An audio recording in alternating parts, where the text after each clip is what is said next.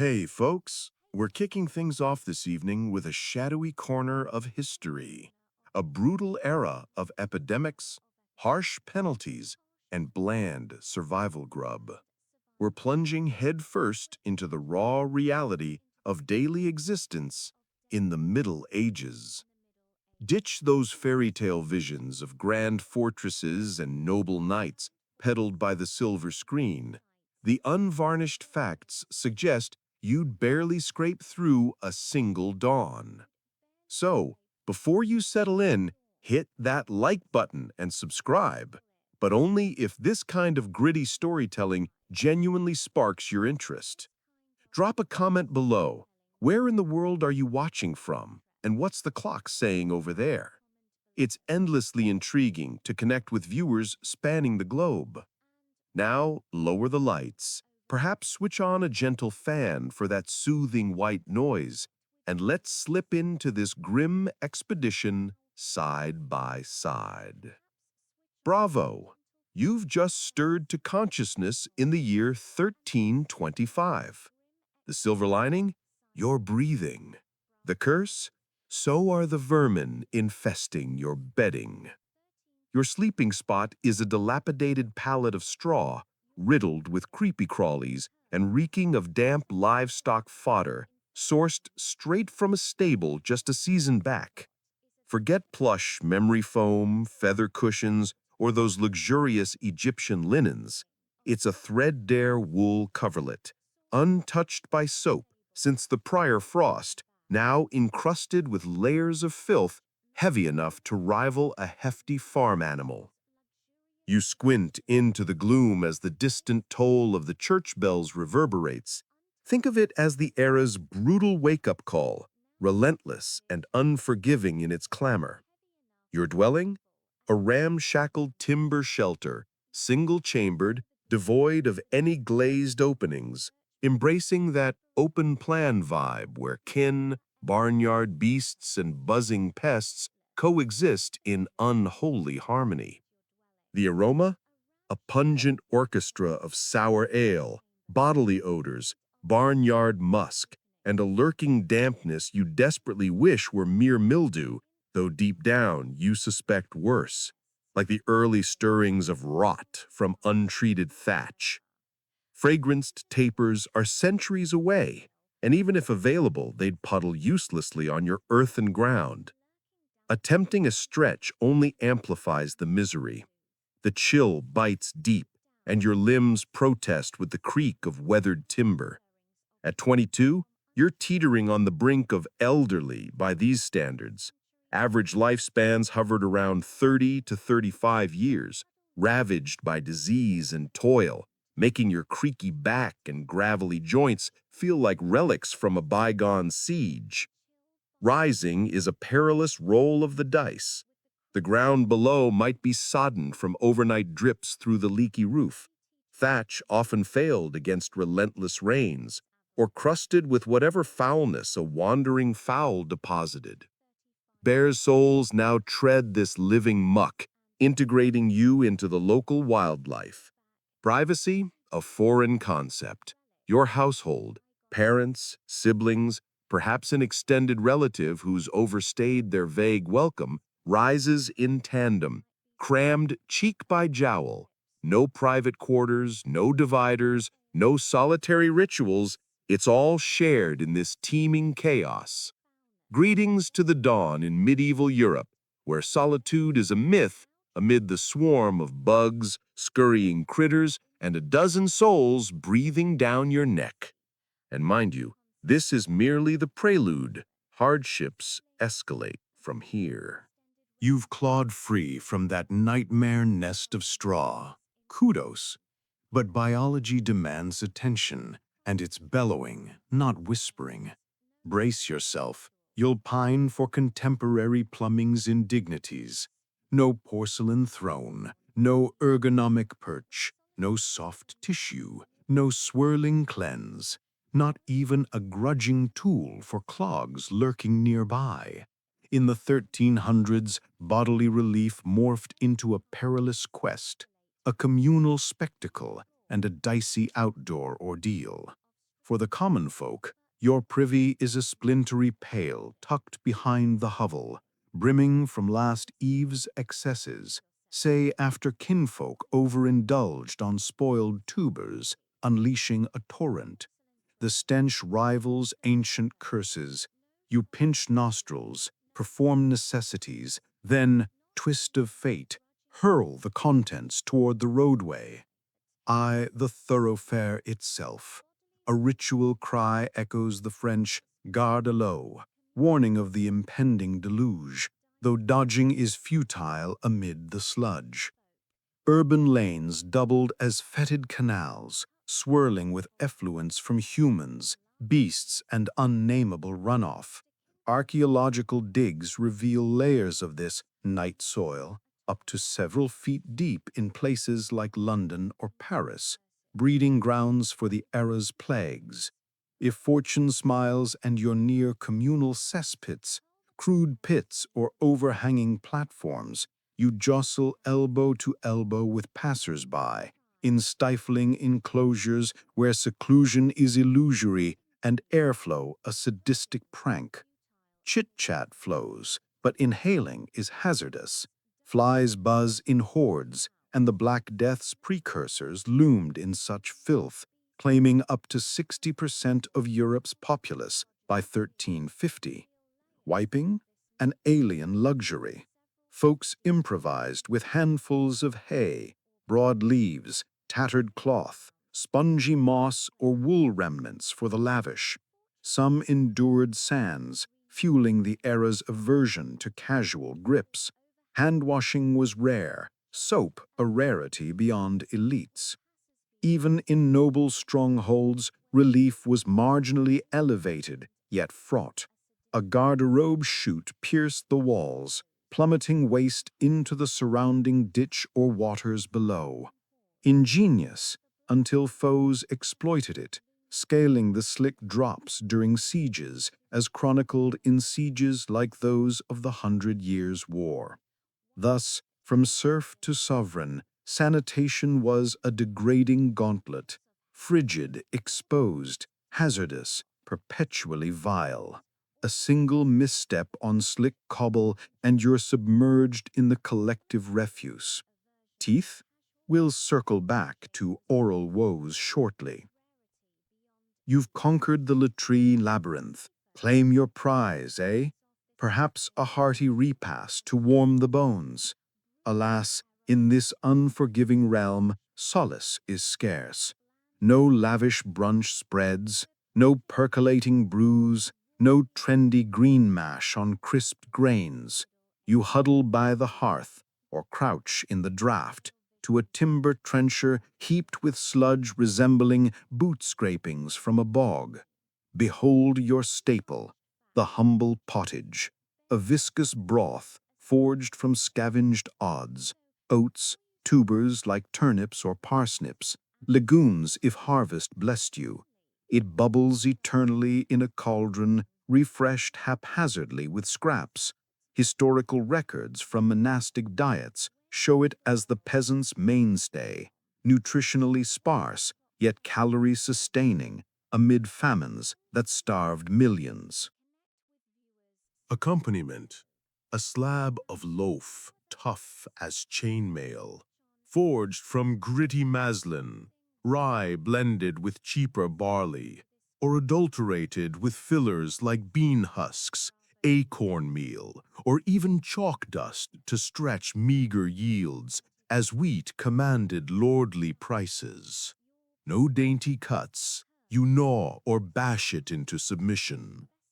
Beverages: shun the citrus squeeze or nut milk froth.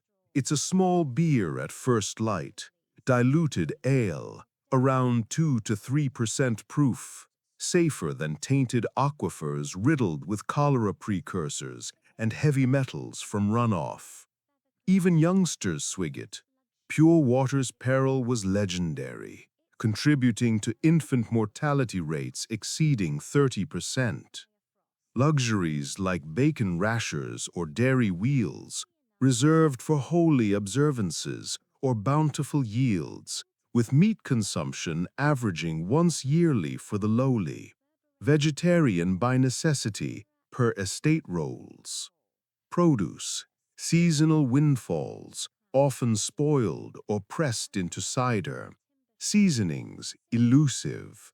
Pepper rivaled gold in trade value along the Silk Road, while salt hoards warded off scurvy and lean winters. Thus, you masticate the coarse bite, chase with the murky quaff, ignoring potential rodent contributions to your mush. This meal doesn't invigorate, it merely postpones collapse. And with sustenance scant, labor beckons. Your very existence hinges on the grind. You've choked down that bleak morning fuel. Now attire awaits, though it offers scant mercy. Your attire, singular, a coarse woolen smock or rough-spun shift, donned daily for moons, verging on seasons until threads fray or afflictions bloom. Fashion cycles, non-existent. Survival trumps style. Sublayers, a gamble. Linen brays for the fortunate, otherwise bare beneath the abrasive weave, hand-sewn in mid-inexpert fingers, amid wool's itch-inducing lanolin residue. Laundry, a Herculean feat sans mechanized aids, suds, or professional refreshers. Garments stiffen with sweat salt, reek of fermentation in animal pens. Washing entailed trekking to streams, boiling over peat fires, pounding with lye from wood ash, a process taking days, then air drying in fickle skies, often molding anew. Footwear fares worse, rudimentary hides, poorly tanned and sewn, providing zilch for posture. Many trudged shoeless across quagmires, manure heaps, flinty trails and pathogen pools, accelerating foot rot and trench-like sores documented in plague-era autopsies. The toll? Epidermal torment. Infestations thrive. Fleas from rodent reservoirs, lice in unwashed hair, mites burrowing, ubiquitous across classes, from crowned heads to cloistered friars, as illuminated manuscripts depict nobles delousing mid-feast. Scratches become routine, tools improvised like sticks or utensils, societal norms shrugged, with rashes signaling the itch or scabies. Untreated sans calamine or physicians, barbers doubled as medics, bleeding victims further. No reprieve. Irritations fester for half years, unyielding companions. Thus clad in torment, cocooned in unease, you venture forth to toil unto exhaustion. Hello, everyone. This evening, we're delving into a shadowy chapter of history, filled with epidemics, hardships, and hearty stews. We're exploring the raw realities of existence in the Middle Ages, ditching the fairy tale fortresses and knightly romance peddled by films. The facts suggest you might not survive even 24 hours in that era. So before settling in, hit that like button if this content truly grabs you and sign up for more. Drop a note below about your location and the current hour. It's intriguing to discover our global audience joining at various times. Now, lower the lights. Perhaps switch on a gentle breeze from a nearby vent, and let's embark on this exploration side by side. Imagine you've suddenly found yourself in 1325. The upside? You're breathing. The downside? So are the countless insects around you. Your sleeping spot is a worn-out mat of straw, infested with critters and packed with dried grasses that reek of a stable's underbelly, likely because it was harvested from one not long ago. Forget plush foam layers, fluffy cushions, or luxurious high thread count linens. Just a coarse wool coverlet, unlaundered since the previous cold season, now heavy as a young calf from built-up dirt and residue. Historical records from the period show that these mattresses were often placed directly on simple wooden frames or even the floor and refreshed seasonally with fresh straw to combat the inevitable decay and vermin. You stir as the distant toll of a village bell echoes, serving as the era's relentless wake-up call, far more jarring than any modern device. Your dwelling is a modest timber-framed structure, typically built with wattle and daub walls, interwoven branches plastered with mud and clay, for a single chamber lacking any glass panes, embracing an undivided layout where relatives, farm animals, and swarms of bugs coexist. The aroma is an overwhelming medley. Hints of sour ale, body odor from unwashed inhabitants, livestock musk, and an underlying dampness you hope isn't fungal growth, though deep down you suspect it is, given the poor ventilation and frequent moisture issues in such homes. Fragrant diffusers were unheard of, and even basic wax lights would simply puddle on the earth and ground. You attempt a morning stretch, but the chill bites deep, and your body protests with creaks. At age 22, you're already considered well into adulthood, with joints grinding like rusty hinges from years of labor and inadequate nutrition. Rising from your makeshift bed is risky.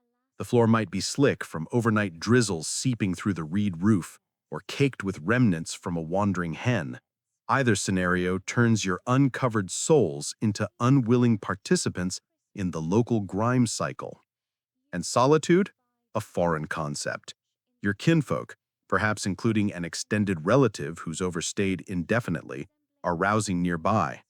No separate quarters, no dividers, no personal space. It's all shared in the communal chaos of 14th century European villages.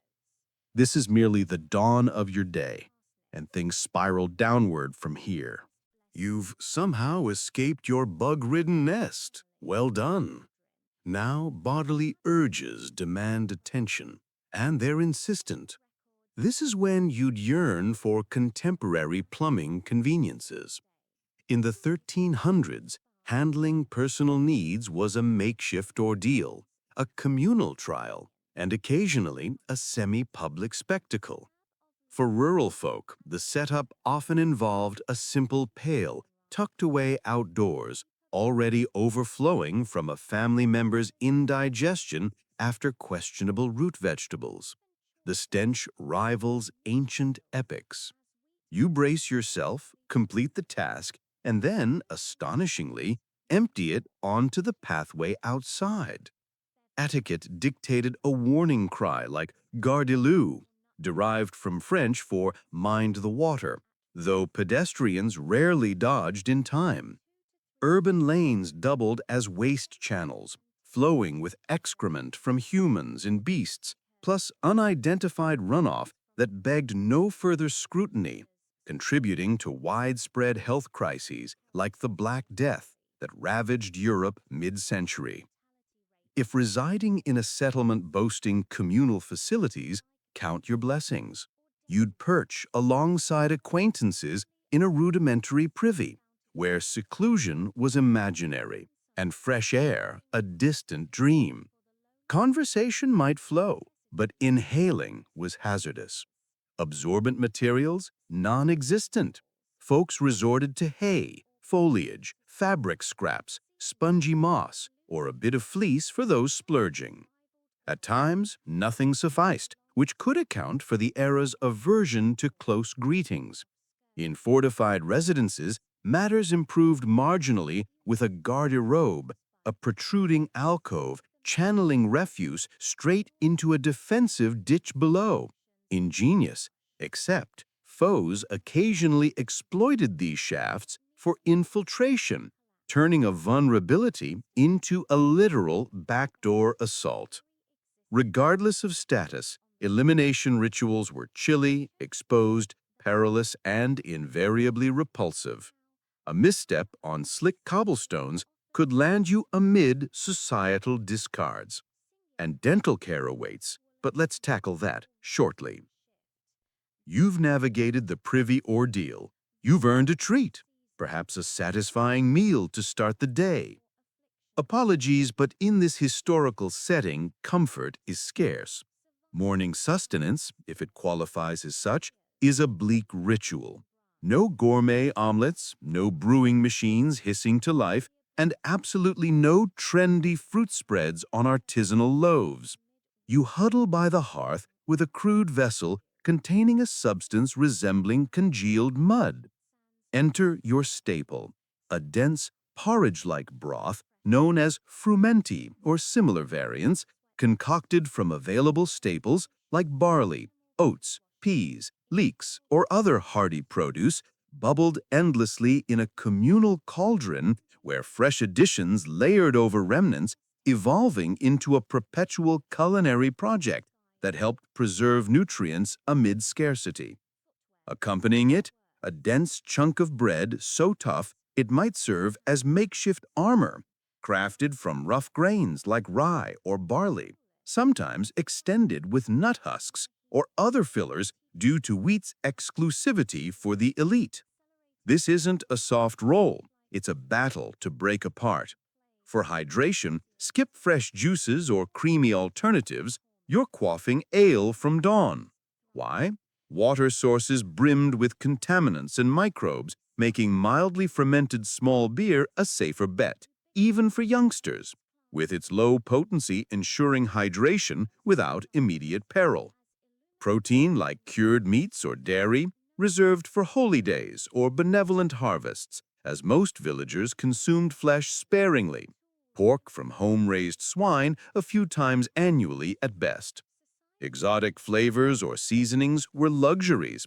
A dash of herbs cost a fortune, and basic salt was safeguarded like treasure.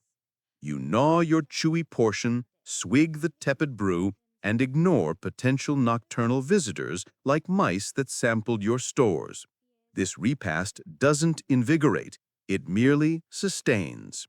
With minimal fuel, you're off to toil as if survival hinges on it, which it does.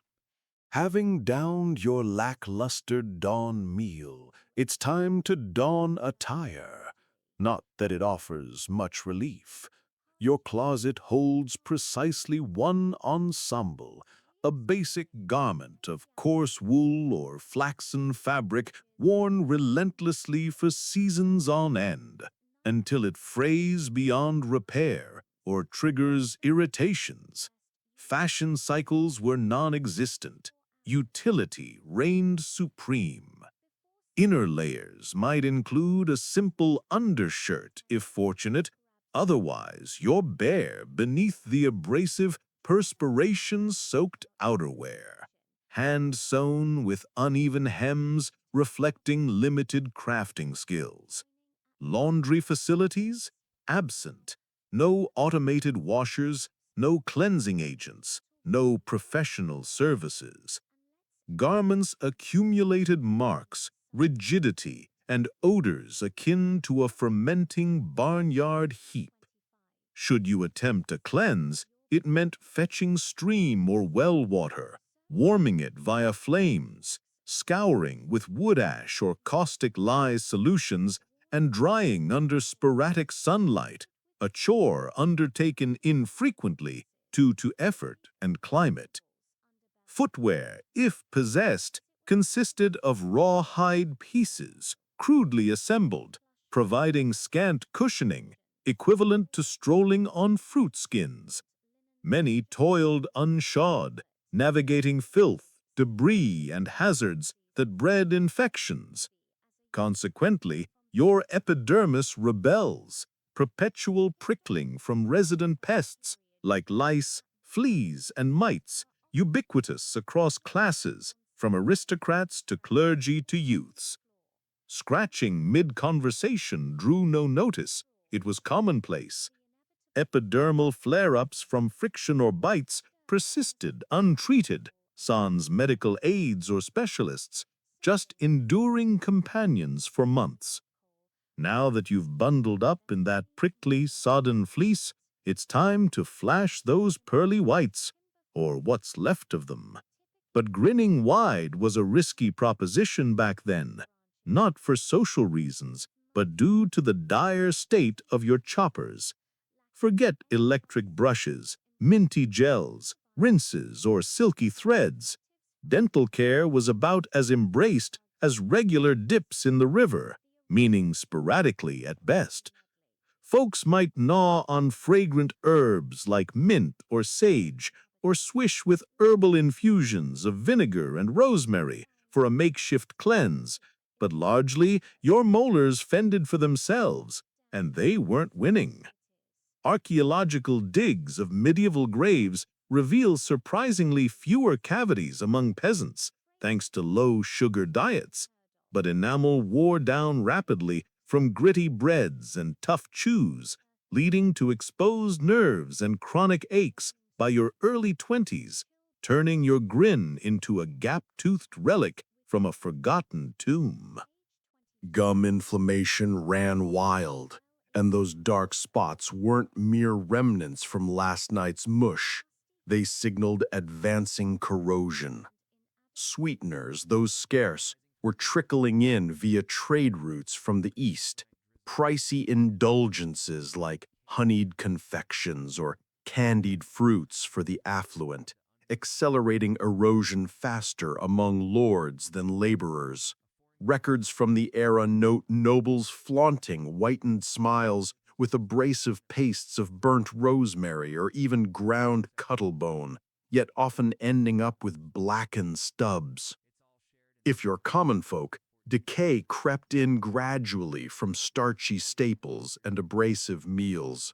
Expect throbbing pains as constant as the tolling bells, the sort that drove desperate souls to self-remedies like fervent pleas or yanking offenders with crude tongs.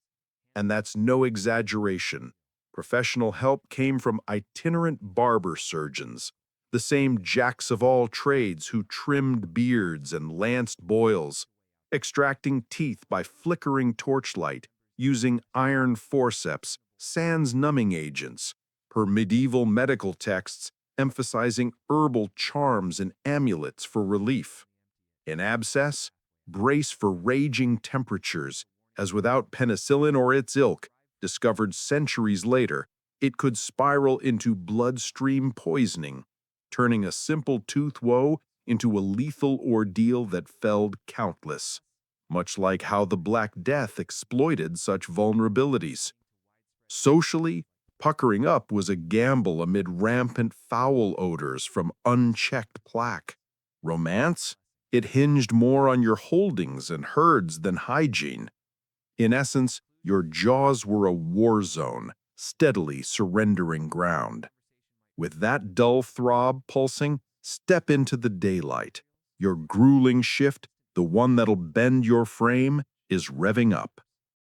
The labor crushed spirits and spines alike, furrowing earth by manpower or yoked beasts if fortune allowed, excavating drains, broadcasting grains, yanking invasives and lugging pails till your posture twisted like a gnarled oak. Exhaustion?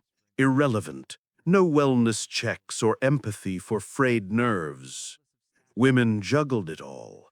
Agrarian drudgery plus nurturing offspring, scouring the hearth, weaving threads, tending flocks, and overlooking their spouses' creeping vermin colonies.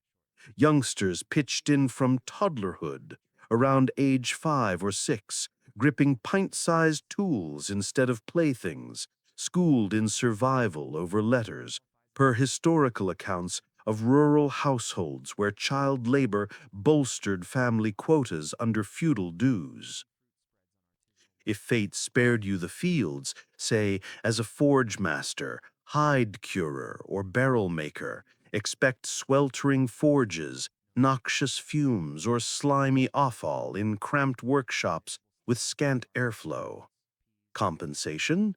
Bare subsistence, perhaps a plot's yield after tithes. Perks? Sporadic injuries, a fracture meant hobbling on, a chill demanded swigging pepid ale and soldiering forth. Halting wasn't optional. Idleness meant starvation, and feudal systems swiftly evicted the idle for hardier hands. Clutch that implement, overlook the raw palms, and press on. In this epoch, employment wasn't ambition, it was a drawn-out trial of fortitude. With your frame aflame from field exertions, consider the elements, for in that era, atmospheric whims were less cyclic blessings and more perpetual trials from above. Winters bit deepest. Absent proper seals, radiant warmth, or stormproofing, your shack's timber panels gaped like sieves, admitting gales fit for flinging foul. Openings shrouded in oiled hides or linens, not panes, while the central blaze, fueled by scavenged peat or logs, flickered feebly, as foraging timber from lordly woods risked severe penalties, including fines or worse, under forest laws like those in England's Charter of the Forest, 1217.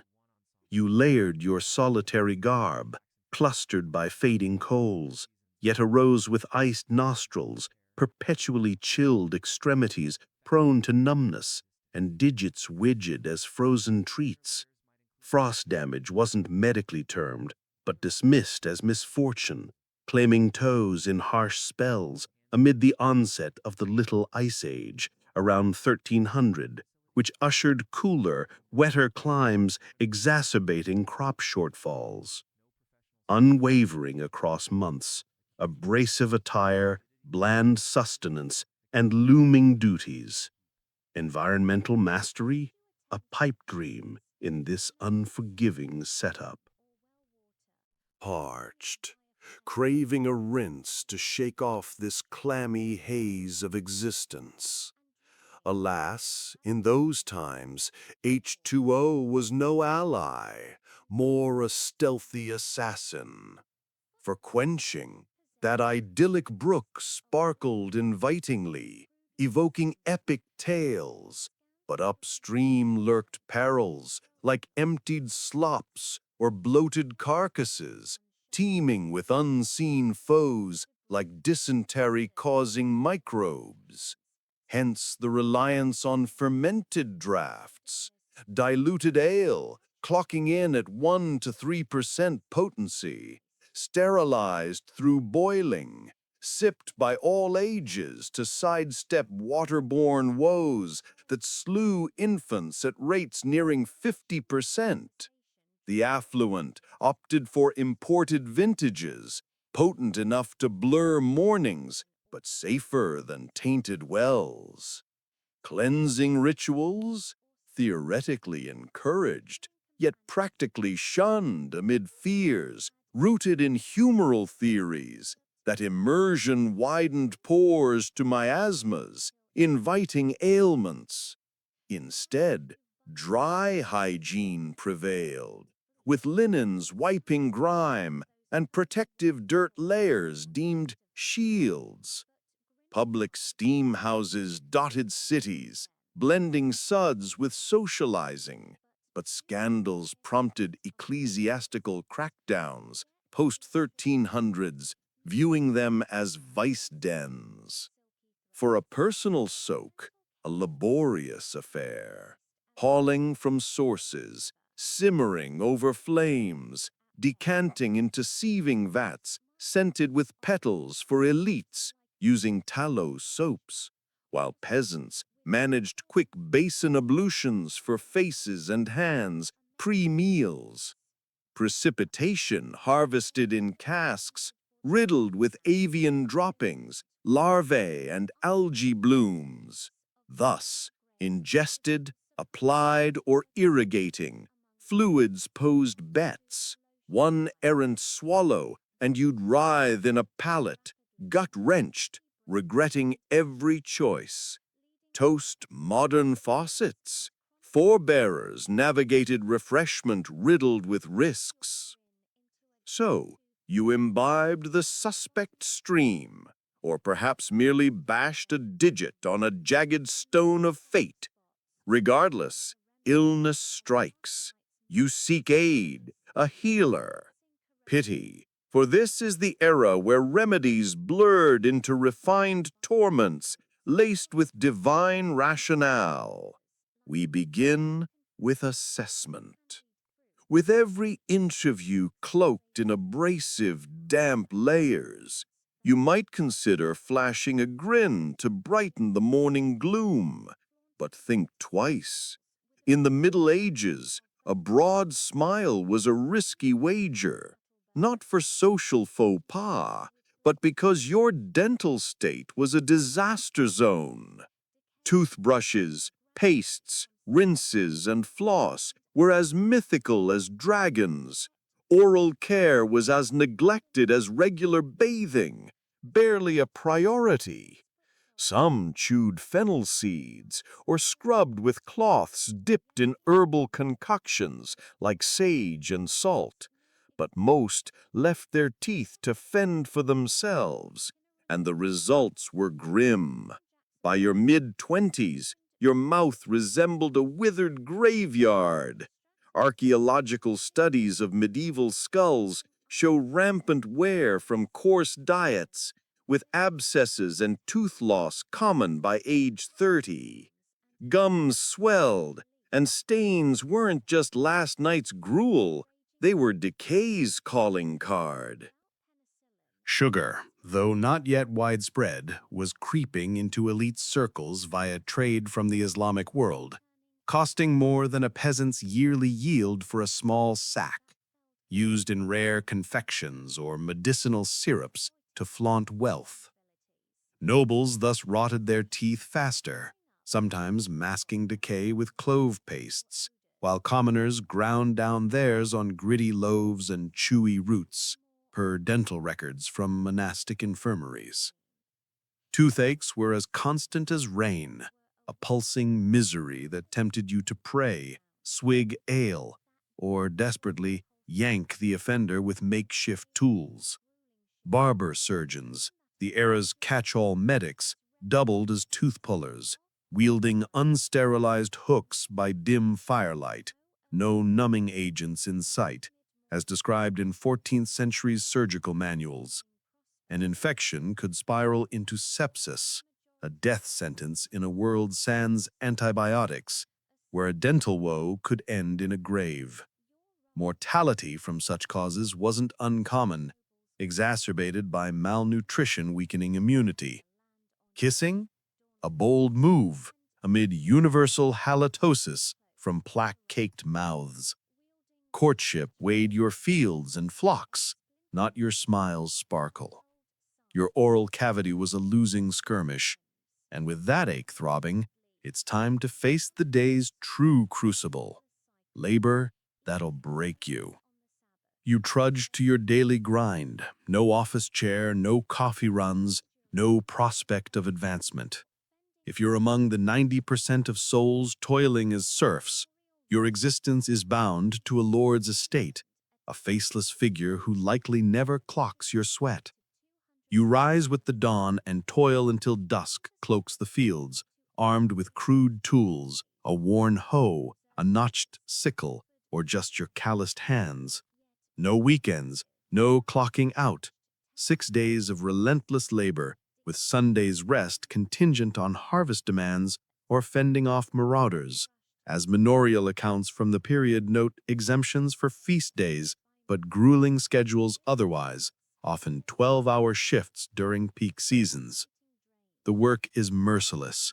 You churn soil by hand or with oxen if fortunate, carve irrigation channels, sow seeds, uproot weeds, and haul water until your spine curves like a warped beam. Records indicate widespread skeletal deformities from repetitive strain. No one asks if you are weary or checks your well-being. Complaints are as useless as a broken plow. Women bore the same field burdens plus domestic loads, rearing young, scrubbing hearths, spinning fibers, tending livestock, and ignoring their spouses' crawling pests migrating bedward.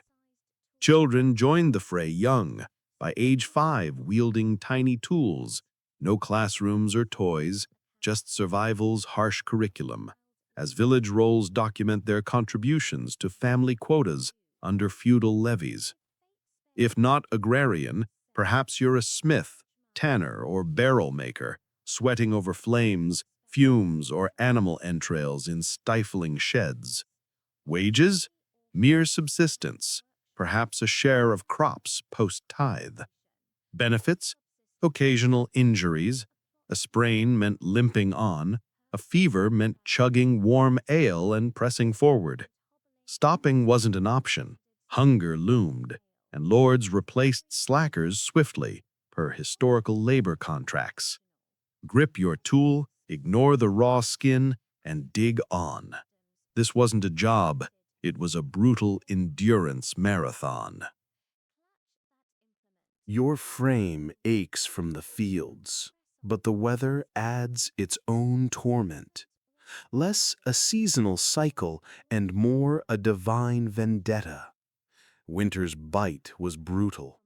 No insulation, no radiant heat, just drafty walls with cracks wide enough to admit a stray hen. Windows, if any, were mere slits draped with hides, and the hearth's glow, fed by sparse logs or peat, faded fast, as gathering wood from noble controlled forests risked fines or worse under strict laws like those codified in post-Norman England. You huddled in your lone, clammy tunic, breath visible, toes numb, fingers stiff as icicles. Frostbite, untracked medically, claimed digits during the Little Ice Age's onset, circa 1300 to 1850, when plunging temperatures slashed harvests by up to 20% per climate studies. Summer flipped the script. Your hut baked like a forge. No ventilation, no cooling drafts, just sweat-soaked layers you couldn't shed without risking sunburn or scandal.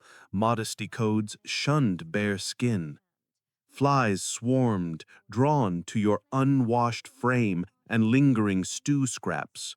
Mosquitoes plagued sleepless nights amid neighborly shouts and infant wails. In fields, relentless rays scorched sans balms or hats. Straw crowns were makeshift shields, while heat stroke, dubbed a foul turn, felled laborers, especially post-medieval warm period, when erratic climate spiked.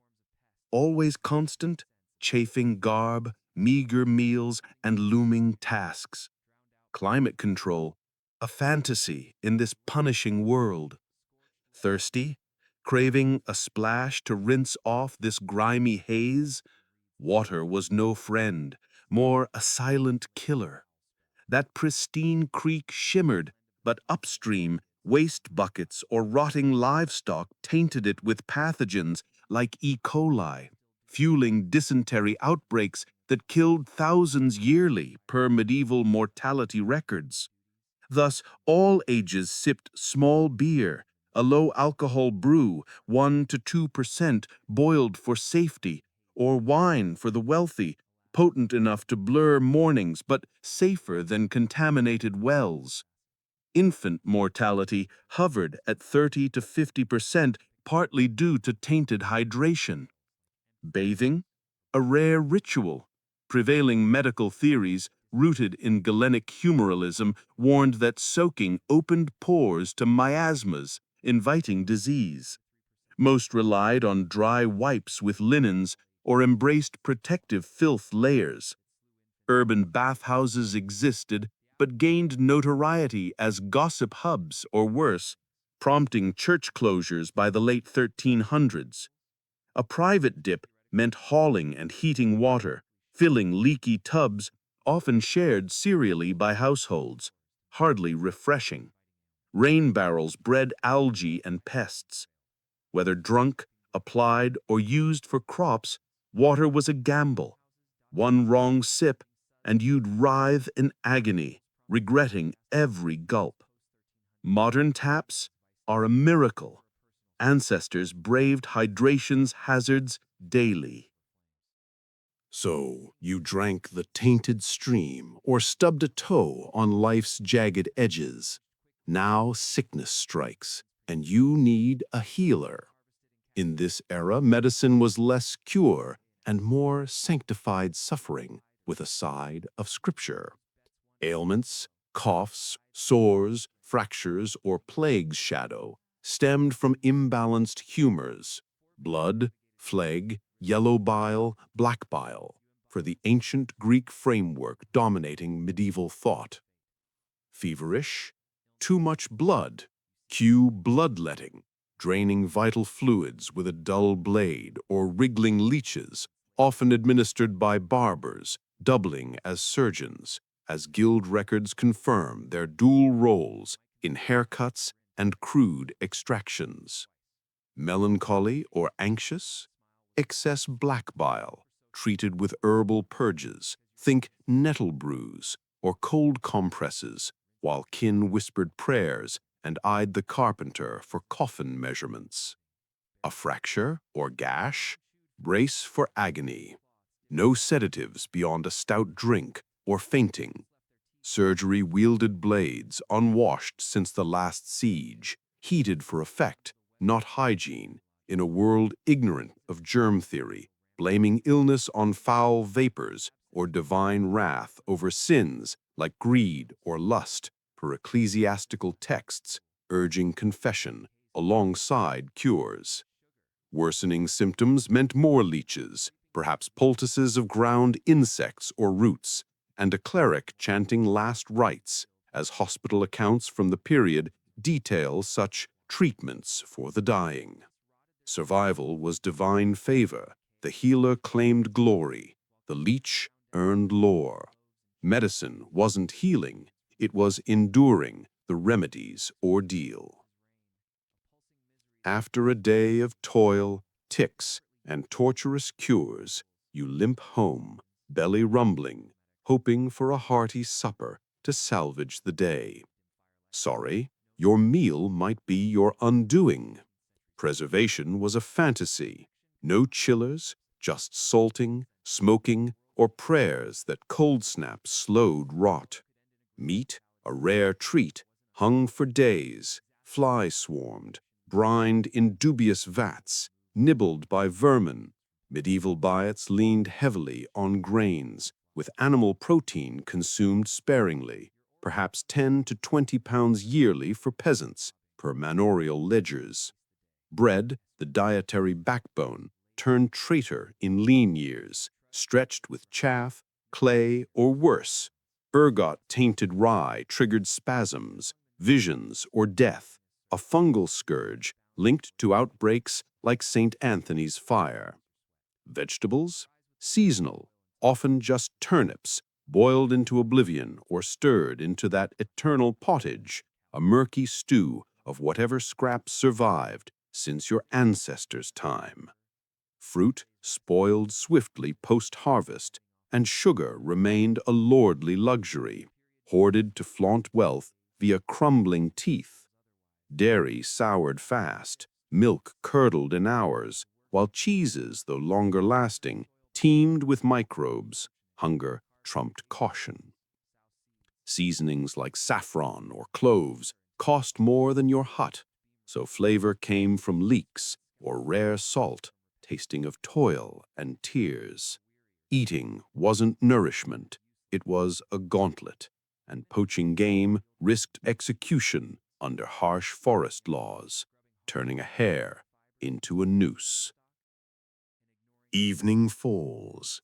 You've toiled, endured, and choked down dubious broth.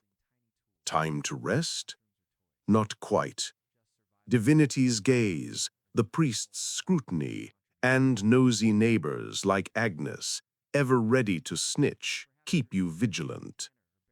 Religion wasn't a facet of life. It was life's framework, dictating time, law, and fate via the church's iron grip. Bells tolled at dawn, noon, and dusk, enforcing prayer. Missing one was a sin, as was savoring pork on fast days or fleeting lustful thoughts, per canon law's exhaustive sin lists.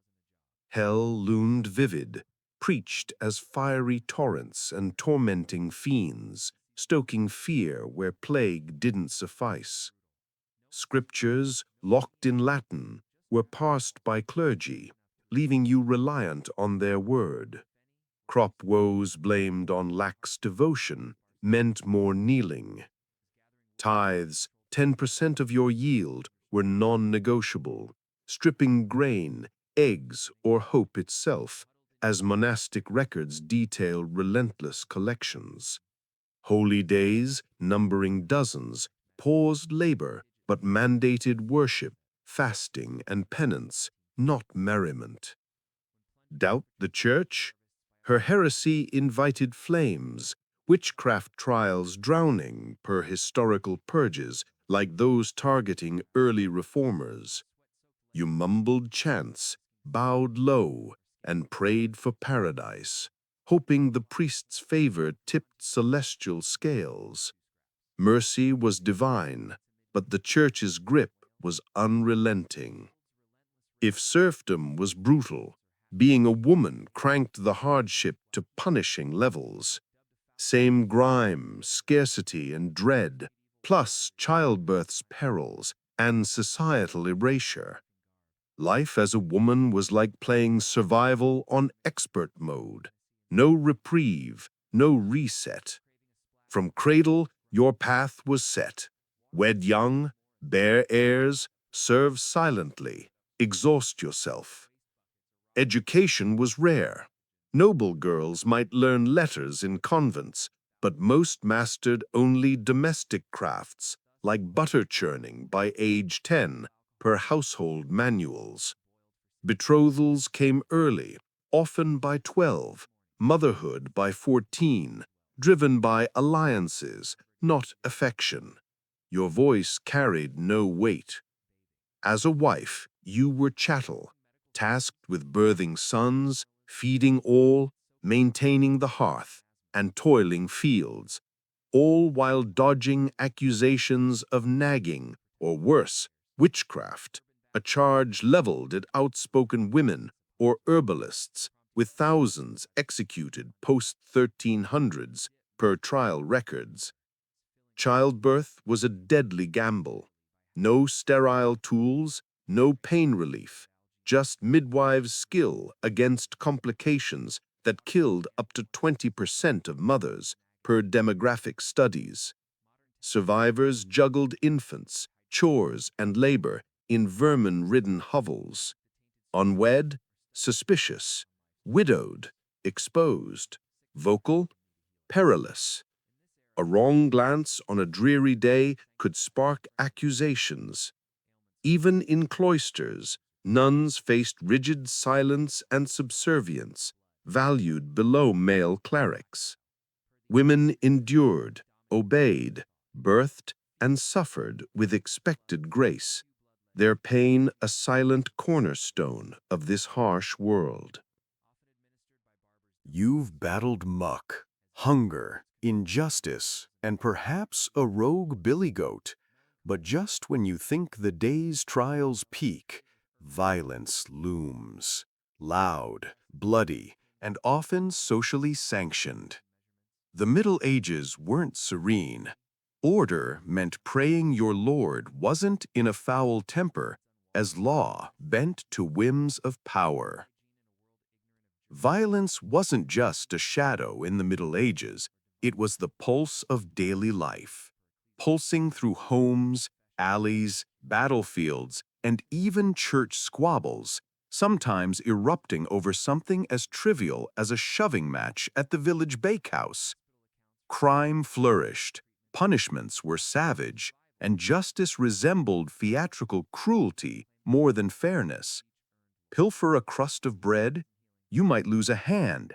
Amputation was a standard penalty for theft, as recorded in medieval legal codes like the Assizes of Clarendon, 1166. Caught spreading rumors, your tongue could be pierced, or worse, fitted with a scold's bridle, a grotesque iron muzzle with a mouthbit to silence chatterboxes, used primarily on women deemed too outspoken, per court rolls from 13th century England. Accused of graver offenses, like heresy or sorcery, brace for trial by ordeal, a grim spectacle rooted in divine judgment. One method, plunge your hand into a scalding water to snatch a stone. Clean healing within 3 days proved innocence. Festering wounds screamed guilt. Another, bound and tossed into a river. Sinking meant purity, and often drowning, while floating marked you for punishment, a lose-lose ritual documented in ecclesiastical texts. It was a perverse lottery where survival was the only prize and the odds were stacked against you. Executions were public festivals, drawing raucous crowds munching on coarse bread as hangings, beheadings, or burnings unfolded. Chronicles from cities like London describe thousands gathering for such spectacles akin to grim entertainment. Domestic brutality was woven into the social fabric. Husbands were legally permitted, even encouraged, to correct wives and children, with manuals like those from canon law endorsing moderate discipline, though moderate often meant bruises. Street brawls flared over slights as petty as a misdirected glance at a lord's steed, while warfare, local vendettas, territorial clashes, or holy crusades kept blades sharp and bodies bloodied, with knights and levies marching off for honor, faith, or sheer restlessness, per chronicles of the Hundred Years' War. Violence wasn't societal decay, it was the scaffolding of existence, where every soul knew life hung by a thread. Justice bent to power, and a neighbor's stray pig could spark a skull-cracking feud. Tread lightly, avert your gaze, and beware anyone wielding a cudgel. You've endured filth, bloodsuckers, and the ever-present threat of a public gutting. But now looms the final act of most medieval lives, an early, unglamorous exit. Reaching 40 made you a marvel, dubbed the Ancient, with a mix of awe and disbelief. Life expectancy averaged 30 to 35 years, skewed by infant mortality rates nearing 50% per demographic studies of parish records. Disease, malnourishment, or a brutal winter could snuff out the young. No vaccines or antibiotics existed, only prayers against fevers or flux. Surviving childhood thrust you into adulthood already worn. Labor began as soon as you could toddle, and by 25, your joints groaned like rusted gates, teeth dwindled, and hope faded, with skeletal remains showing arthritis and wear from repetitive toil. Women faced a lethal gauntlet in childbirth, a leading killer, with up to 20% dying from complications like hemorrhaging, as no sterile tools or pain relief existed, just midwives, hot water, and luck per medical histories. Men weren't spared. A farming mishap, a scratch turning septic, a drunken brawl, or a misstep in a raid could end you, with banditry and tax collectors making even market treks perilous, as village annals recount frequent robberies. Death struck silently, too. Plague swept cities into mass graves. Famine starved entire regions, like the Great Famine of 1315 to 17, killing millions. Or spoiled grain laced with ergot sparked delirious, fatal convulsions. Funerals were hasty, if you got one.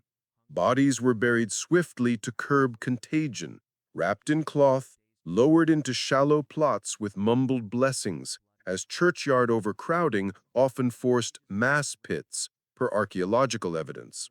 Life was a relentless siege, and death was less an event than a constant companion. You didn't retire, you just stopped breathing. So, how's your day going? You've woken in grime, emptied your bowels into a pail, cleaned your teeth with sheer optimism, nearly fainted from hunger, toiled until your bones wept, scratched through abrasive layers, prayed against pestilence, and dodged a noose for glancing at a stray critter. Welcome to a single day in medieval Europe. Dreaming of knighthood? Reconsider. The polished myth of chivalrous warriors, damsels in spires, and candlelit feasts is a fantasy spun by later tales. Reality was raw, ruthless, and deeply unequal. Social strata were ironclad. Born a serf, you died a serf. Born noble, you might live longer, but still faced dysentery from a bad broth or betrayal in a cold keep. As castle records reveal, even lords succumbed to infections or intrigue. Castles were damp, smoky stone boxes crawling with vermin, not luxurious. Marriages were political, not passionate. Everything, birthing, eating, existing, carried a cost. Life wasn't leisure, it was survival within a tight radius of your birthplace, bound by toil and danger. Yet, astonishingly, amid this grind, people found flickers of joy. Shared songs, spun tales, kindled romances, and carved meaning from misery, as evidenced by surviving folk ballads and communal rituals. Human resilience burned bright, even in the bleakest hours. So tonight, as you slide into clean sheets with modern comforts, plumbing, medicine, warmth, spare a nod for ancestors who wrestled rats, famine, and feudal lords so you didn't have to. Long before she was Catherine the Great, a titan of reform and ambition, ruling Russia's vast expanse, she was merely Sophie Augusta Friederike von Anhalt-Zerbst, born in 1729 in a modest German duchy in Pomerania. Her family's minor noble status offered little clout, but Sophie possessed what no title could grant: a piercing intellect, magnetic poise, and a relentless drive for greatness. Raised under a stern mother, Johanna, whose social ambitions outstripped warmth, and a reserved Prussian officer father, Sophie honed a delicate balance of compliance and cunning from childhood. She devoured books, philosophy, history, Voltaire, mastered languages, and learned to read a room's power dynamics before speaking, skills that would prove vital in the treacherous Russian court, as her later memoirs detail her voracious self-education. When Empress Elizabeth Petrovna sought a bride for her nephew, Grand Duke Peter, heir to Russia's throne, she scoured foreign courts for a malleable match.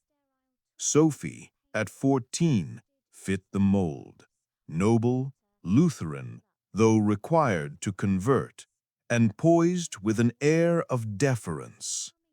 In 1744, she arrived in St. Petersburg, shivering in thin German silks, but armed with a calculated smile.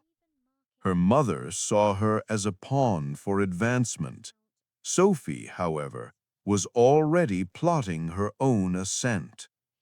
To assimilate, she embraced orthodoxy, taking the name Ekaterina Alexeyevna, Catherine, a public, symbolic rebirth that severed ties to her past, as court chronicles describe her fervent adoption of Russian customs to win favor.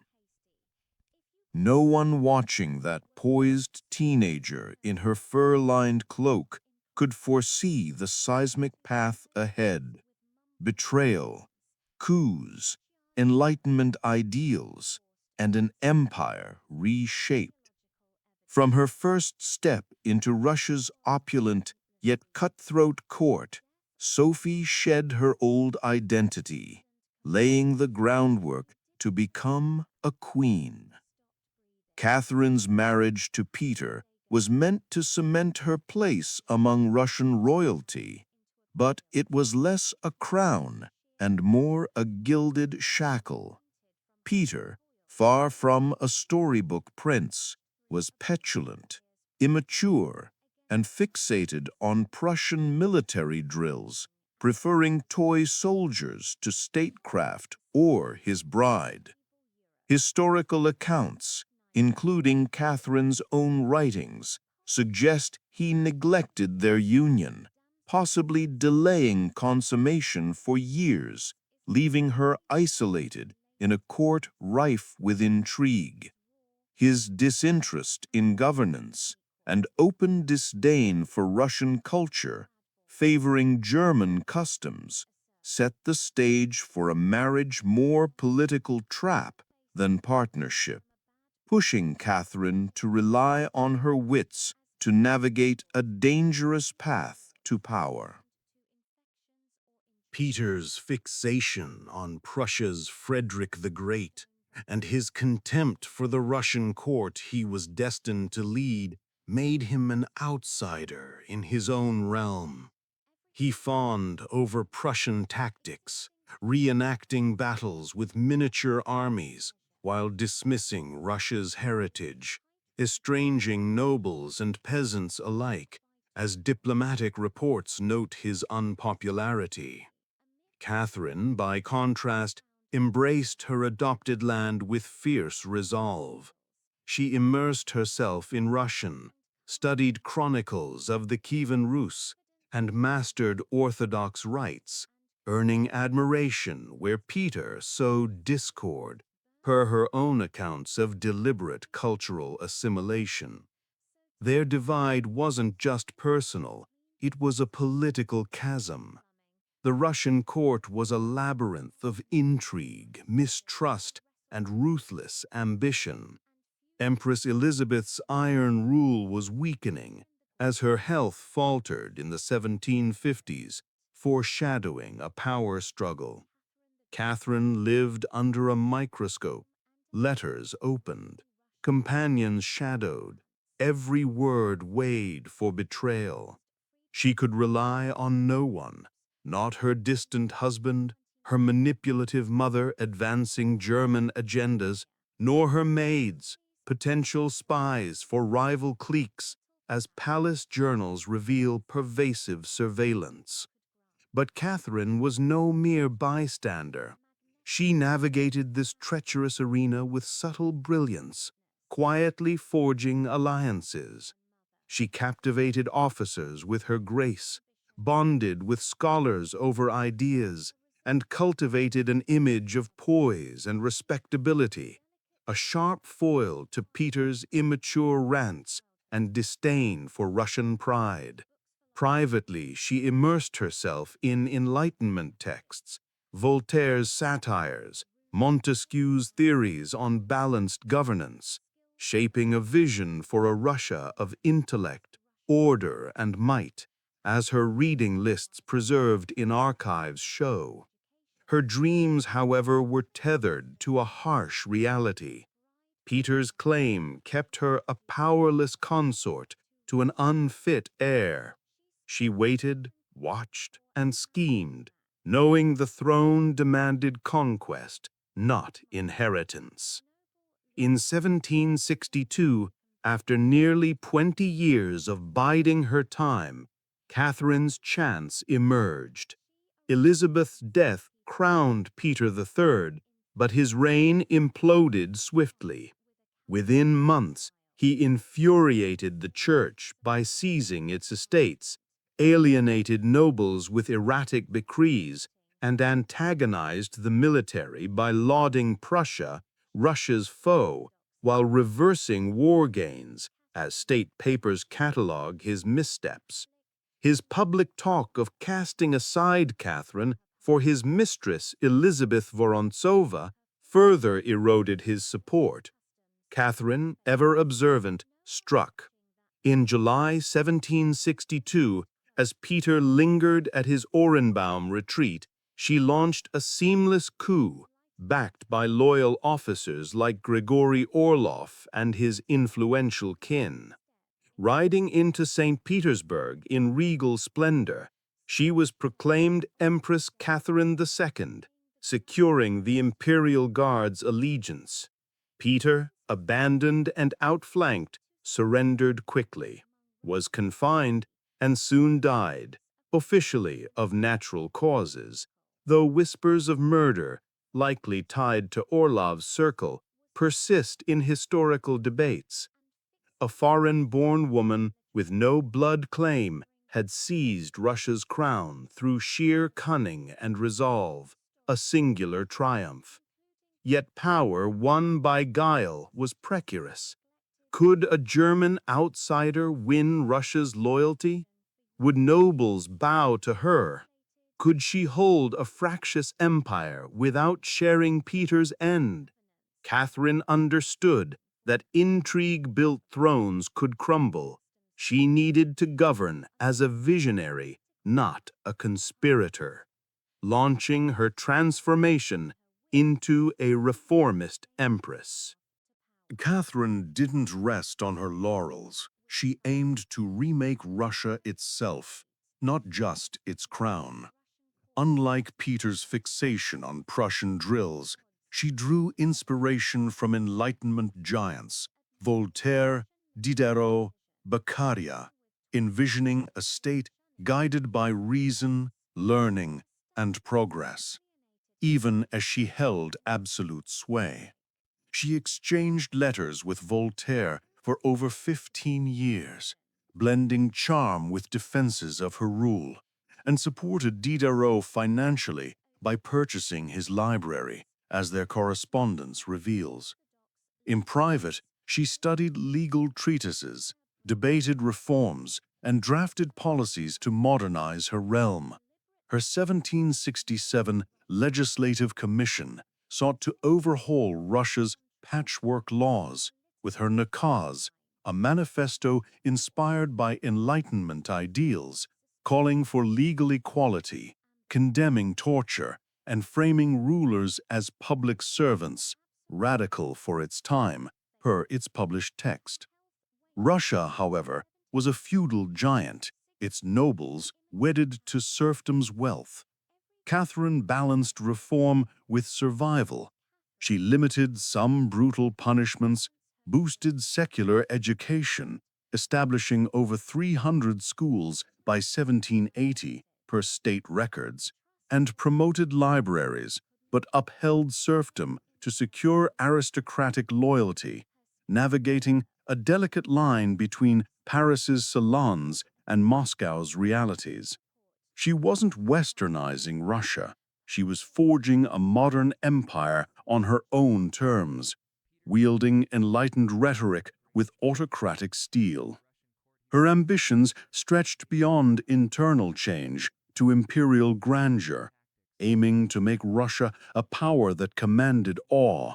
Her campaigns against the Ottomans in the 1760s and 1770s secured Crimea and Black Sea access, key victories under commanders like Suvorov and Potemkin, cementing Russia's role as a defender of orthodoxy and a European heavyweight, per the Treaty of Kuchuk-Kainarka. Westward, she orchestrated Poland's partitions, 1772, 1793, 1795, erasing a nation and gaining vast territories, as diplomatic archives confirm. Beyond conquest, she built new settlements, expanded commerce, and invited settlers to cultivate Russia's frontiers, boosting grain yields, per economic histories. From Baltic ports to southern shores, Russia, Catherine wove a diverse empire, her hand guiding its expansion through relentless oversight.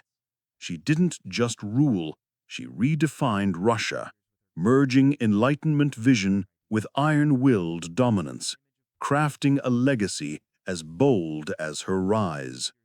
Chief among them was Grigory Potemkin, a figure as brilliant as he was audacious. Their bond transcended romance, blending passion, politics, and partnership. Some historians speculate a secret marriage, supported by cryptic references in their letters. Together, they orchestrated military campaigns, colonized Russia's south, and reshaped its frontiers, with Potemkin acting as a near co-ruler, per state archives crediting him with Crimea's integration. Europe, however, fixated on the scandal, with pamphlets caricaturing Catherine as voracious or unhinged. Posthumously, her enemies spun lurid, baseless tales, like the infamous horse myth, to tarnish her legacy. Why the fixation? Catherine was a woman wielding unapologetic power in an era that expected female rulers to be chaste icons or tragic heroines. She rejected both, living and loving on her terms, which made her a threat. Philosophically, she saw pleasure as natural, not at odds with duty, separating personal bonds from governance, a discipline few male monarchs matched, per her own writings on balancing passion and power. Her lovers were strategic assets, loyal, capable men who amplified her rule, dismissed amicably when their utility waned.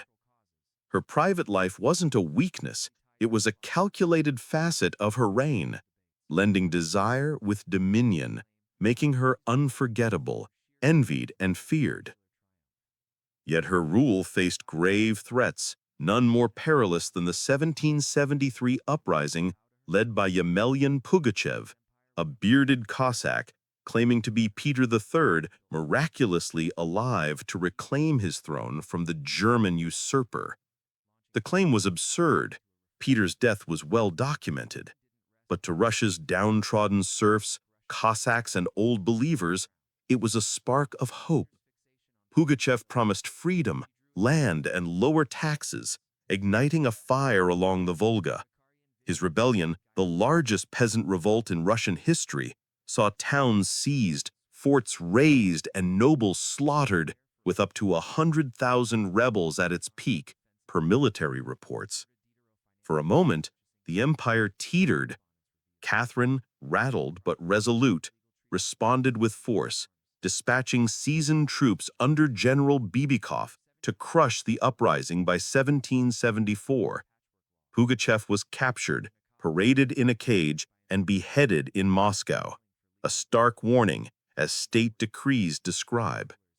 His revolt exposed the fragility of her enlightened ideals in a feudal realm. Her dreams of serf reform faded, replaced by tighter control to secure noble loyalty, per post-rebellion edict strengthening serfdom. Pugachev's defeat was a victory, but his shadow lingered, warning that inequality could spark chaos anew. By her final years, Catherine had ruled for over 30 decades, outlasting any female monarch in Russian history. From her 1762 coup, she defied norms, reshaping Russia into a European powerhouse. Her empire grew by over 200,000 square miles, annexing Crimea, swaths of Poland and Black Sea coasts, securing vital ports and trade routes per treaties like Jassy, 1792. Beyond conquest, she left a cultural imprint, founding the Hermitage Museum, amassing Europe's finest art collection, and engaging Enlightenment luminaries, elevating Russia's prestige, as museum records note. She championed education, establishing schools for girls and tripling book production, and pioneered smallpox inoculation, bravely testing it on herself in 1768, a bold move in an era of medical skepticism, per medical histories. Yet her reign was paradoxical. She preached Enlightenment values, but entrenched serfdom, binding millions to noble estates to maintain stability, as land surveys show. Her reforms polished Russia's surface without upending its feudal core. Still, she brought wealth, might, and ambition, ruling not by divine right, but through intellect, strategy, and relentless will. When she died in 1796, Russia was richer, vaster, and more formidable. Her throne secure, her legend enduring. Catherine wasn't just an empress. She was a myth forged in a man's world. Behind the regal portraits was a woman acutely aware of her precarious perch, a foreigner, a usurper, a female ruler in a patriarchal empire. She thrived through tireless work, hours daily on state papers, foreign correspondence, and court management, as her schedules reveal. Lonely, despite her entourage, she trusted few, keeping her son Paul at arm's length, fearing his instability, per her memoirs. Her bond with Potemkin, evolving from passion to profound friendship, left a void at his 1791 death. She crafted her image as Russia's mother, warrior, and enlightened patron, wielding narrative as deftly as policy. Catherine endured betrayal, scandal, and rebellion, yet persisted, reshaping history with unyielding resolve. Catherine's detractors labeled her a ruthless imperialist, but she saw expansion as her calling. A great ruler, in her view, was judged not only by ideas, but by the scope of their realm.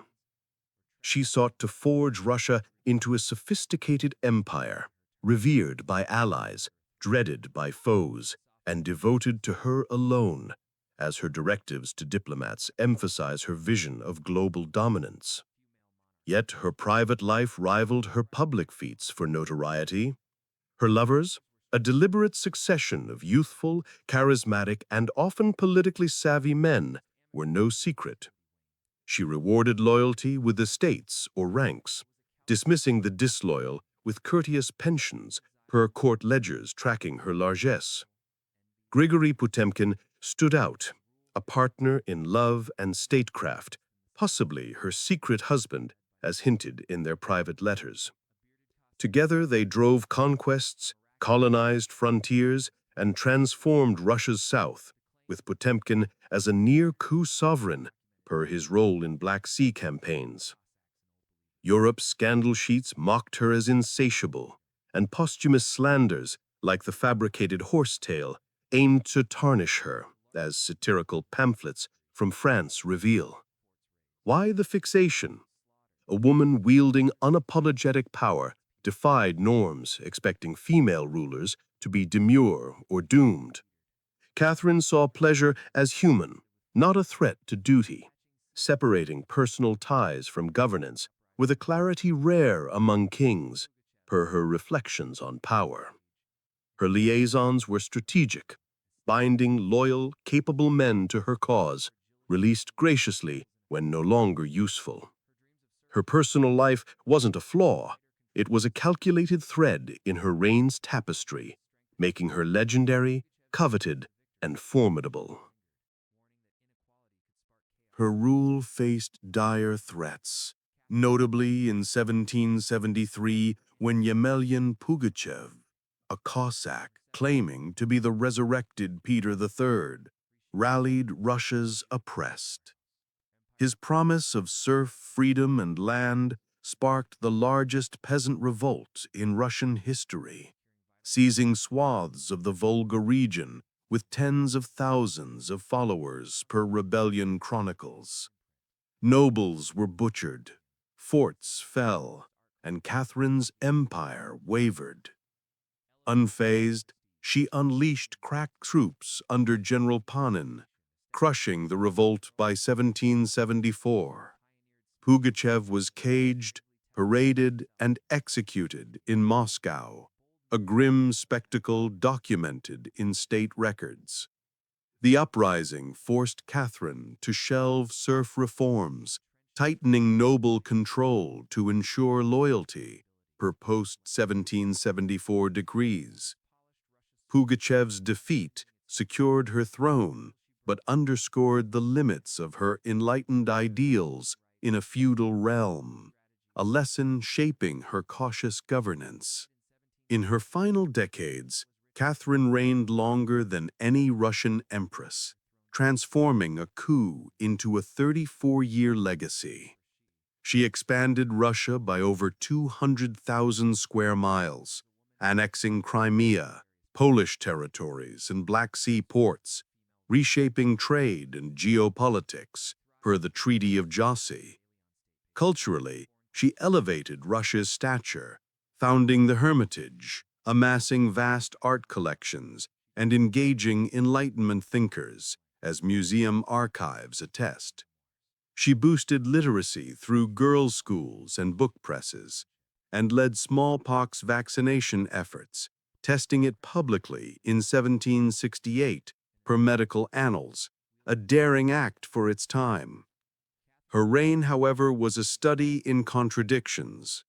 She championed reason but entrenched serfdom, expanding it to new territories to placate nobles per land registries. Her reforms modernized without revolutionizing, preserving Russia's feudal roots. Yet she brought prosperity and power, ruling through intellect, cunning, and relentless drive. Her 1796 death left Russia wealthier, larger, and stronger, her myth enduring. Catherine thrived in a patriarchal world as a foreign-born usurper, ruling an empire skeptical of women.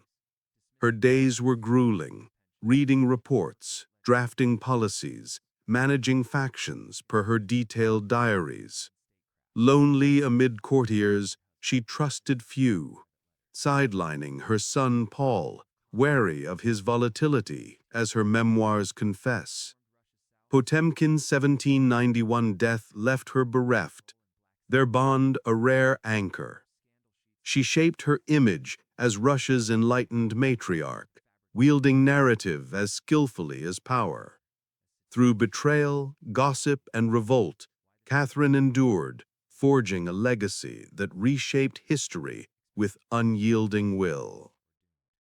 Catherine's passing in 1796 marked an end of an era, bequeathing a vastly altered empire alongside lingering debates. Might she have pushed harder to dismantle serfdom, which she personally deplored, but ultimately expanded to secure noble allegiance, binding over 20 million souls to the land by her reign's close, per historical estimates? Did her embrace of Enlightenment principles, evident in her correspondence with Voltaire, and efforts like the 1767 Nakaz, yield to political necessities, such as quelling the Pugachev uprising by entrenching feudal controls rather than pursuing radical freedoms? Was she primarily a visionary reformer or a pragmatic autocrat who prioritized stability over ideals?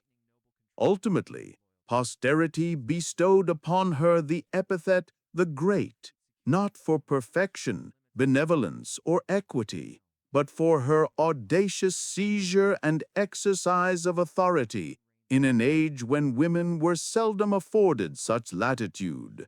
She didn't merely don the crown, she redefined the essence of sovereignty. Deep within the steamy rainforests of Chiapas in southern Mexico, the ancient Maya site of Palenque echoes tales from a bygone civilization. Majestic pyramids pierce the treetops, their weathered stone surfaces scarred by centuries, yet teeming with enigmas.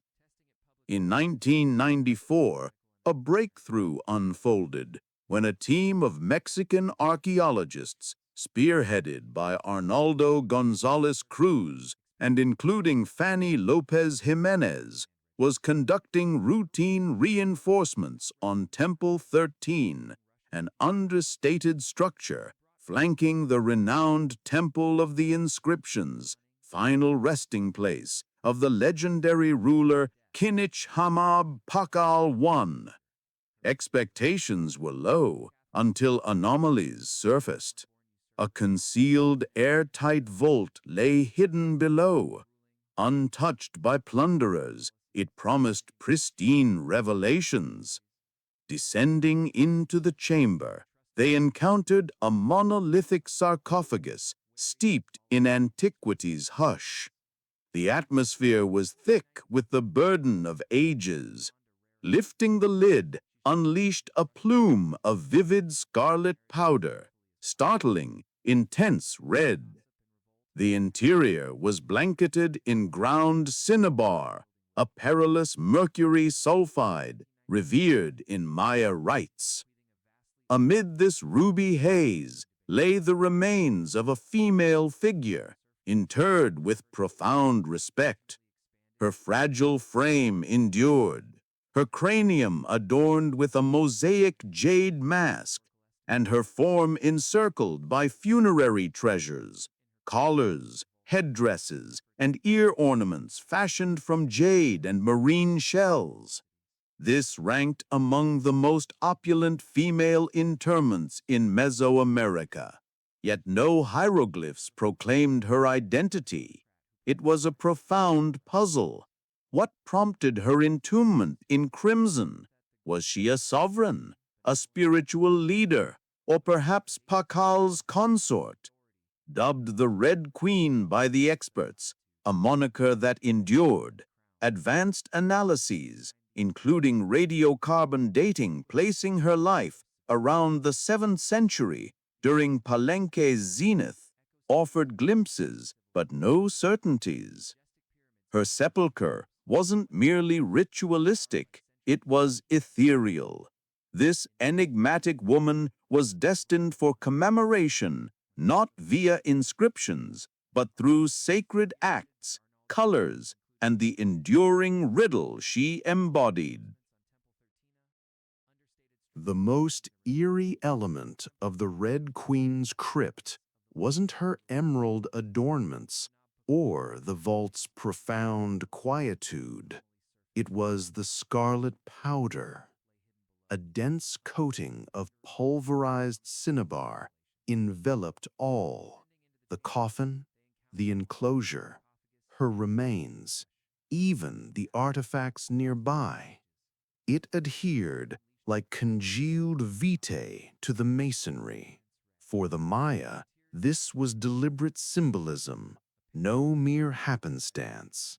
Derived from mercury sulfide ore, cinnabar yielded a brilliant vermilion that evoked blood, renewal, and the vital essence bridging mortal and celestial spheres. Scarlet held divine significance, the shade of dawn's emergence, of offerings to deities, of existence reborn from demise. It wasn't solely emblematic, it was transcendental. Enshrouding the deceased in cinnabar facilitated metamorphosis, safeguarding the form not for perpetual stasis, but for metamorphosis. In Maya cosmology, mortality wasn't cessation, but a voyage, a traversal into alternate existential planes, as depicted in texts like the Popol Vuh. Thus, the Red Queen, whomever she embodied, was primed not for mere interment, but for apotheosis. Adding intrigue, cinnabar's toxicity, capable of inducing mercury toxicity, with symptoms like convulsions, visions, and fatality, imbued it with peril. Though the Maya lacked modern chemical knowledge, they sensed its might, unstable, potent, and lethal. To immerse a corpse in it proclaimed her transcendence beyond ordinary humanity. At Palenque, scant few received such honors. Pakal the Great, whose monumental pyramid looms nearby, was among them. his form similarly saturated in the pigment, per excavation reports. This parallel fueled conjectures. Was she his spouse, his progenitor, or a peer in sanctity? Her cranium rested upon jaguar pelt, a potent emblem of might and the nocturnal realm. Flanking her were osseous owls, volcanic glass knives, and diminutive jade effigies, evoking ceremonies she might have led or those honoring her passage. Each facet of her repose narrated a tale sans script, a saga of authority veiled in enigma, a figure equipped for the netherworld, not in obscurity, but in solemnity, saturated in the tint of oblation. Encircling the Red Queen's scarlet-suffused relics was a realm of hush, pierced solely by the luster of emerald, conch, and volcanic glass.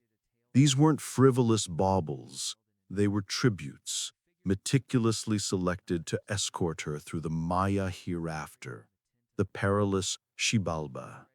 Flanking her were jade strands, weighty and chill, their lustrous facets gleaming after over a millennium subterranean. Jade transcended aesthetics. It was hallowed. To the Maya, it embodied perpetual vitality, the verdancy of maize fields, the lushness of the wilderness, and the essence of deities, as evidenced in artifacts like the Leiden plaque. Reserved for the aristocracy, jade in her burial draped her torso, limbs, and lobes, a testament to her worldly clout, perhaps even sacral authority. Among the most poignant relics was the jade funerary veil affixed to her visage. Diverging from Egypt's ornate gold shrouds, this was intricate, myriad petite tesserae assembled to echo her facial structure. It fulfilled a liturgical purpose to shield the essence, perpetuate persona, and portray her as exalted before the pantheon, akin to masks in other Maya elites' tombs. Dispersed amid her bones were osseous pins, obsidian edges, and mollusk relics, potentially instruments for rites or emblems of her role as seer, curator, or dynastic matron. One osseous implement bore subtle carvings, a faint vestige of her narrative eroded by epochs. At her extremities and along the crypt's margins stood earthenware receptacles, intact and presumably laden with provisions, sustenance, libations, or aromatics to nourish her spirit in the beyond. The Maya viewed the afterlife as an arduous odyssey, stratified and fraught with ordeals, per codices like the Dresden. These weren't extravagances, they were imperatives. To contemporary eyes, the sepulchre appears personal, not ostentatious, but deliberate. Absent were aurum, conveyances, or spectacle, just elements imbued with metaphysical gravity. It formed a blueprint for the anima. Via these heirlooms, we discern the Maya's conception of demise, not oblivion, but a transference of dominion. The Red Queen wasn't consigned to obscurity. She was outfitted for elevation. Amid the splendor of her crypt, the Red Queen imparted one profound absence. No appellation, no etchings graced her coffin. No wall carvings disclosed her essence. She was evidently a potentate, yet her identity eluded. From the vault's unveiling, experts endeavored to assemble the fragments. The prevailing hypothesis posits she as Tsakbu Ajao, also Ix Tsakbu Ajao, or Lady Tsakbu Ajao, consort to Kinich Janab Pakal I, today revered as Pakal the Great, Palenque's most illustrious sovereign, who reigned from 615 to 683 CE. Tsakbu Ajao transcended mere companionship. Hailing from noble lineage in Toktaoyan, she wed into Palenque's line circa 626 CE, birthing at least two heirs who ascended thrones and fulfilling pivotal liturgical duties amid her spouse's dominion, as deciphered from hieroglyphic tablets like those in Temple 19. If any merited such veneration, it was she. Bolstering this, her crypt situs mere paces from Pakal's lavish repose in the Temple of the Inscriptions, implying intentional juxtaposition, spouses, sovereigns, united eternally. Then the cinnabar. Solely two Palenque interments featured such profuse application, Pakal's and hers, per archaeological analyses. Coincidence seemed improbable, yet the enigma persists. Mitochondrial DNA assays on both relics aimed to affirm kinship, but outcomes were ambiguous. No shared maternal lineage emerged, yet this didn't negate matrimony, given her origins from a distant polity, as epigraphic studies confirm. Some theorize her as Sak Kuuk, Pakal's formidable mother who governed as regent pre-615 CE, or an exalted oracle, sibling, or antecedent whose moniker faded with time's attrition. Nonetheless, indicators lean toward Tsakbu Ajao, a titled monarch, progenitor of rulers, and sacral complement to Pakal. The inscriptional void might not signify neglect. It could be deliberate. In Maya worldview, the spirit endured via liturgy, iconography, and terrestrial murmurs, not mere monoliths. Thus, the Red Queen lingers between folklore and verity, a figure who commanded, evoked not in masonry, but in vermilion and stillness. To grasp the Red Queen, one must fathom her milieu, a society where Maya females, particularly of regal stock, wielded sway far beyond common perceptions. In Maya governance, affairs of state were familial tapestries. Aristocratic women weren't passive adjuncts. They served as envoys, oracles, and influencers. They orchestrated ceremonies, endowed shrines, and were instrumental in upholding lineage validity, as illustrated in murals from Benampak and Yashilan, depicting queens like Lady Shok drawing blood in visions or advising kings. Their pedigrees served as strategic assets, leveraged to cement coalitions and bolster claims to authority. Consider Lady Sak Kiku, the formidable mother of Pakal the Great, also known as Muan Mat in some interpretations. When Palenque's leadership faltered around 612 CE, following her husband's demise, she assumed command as regent, steering the city-state through turbulent times until her son ascended at age 12 in 615 CE. Far from a mere interim figure, she exercised genuine sovereignty, promulgating edicts, supervising monumental builds like expansions to the palace complex, and navigating political intrigue to stabilize the dynasty, as deciphered from hieroglyphic panels in Temple 19. Without her astute guidance amid rival threats from neighboring polities, Pakal's illustrious 68-year reign might never have materialized. and she stood as no outlier in this intricate web of influence.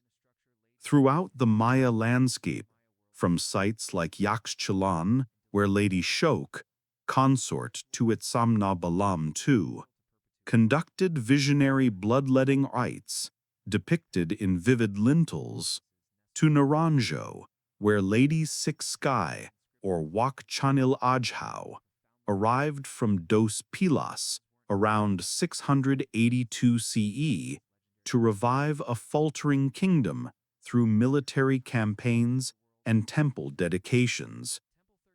Inscriptions and murals reveal women orchestrating grand observances, brokering accords, and occasionally commanding outright.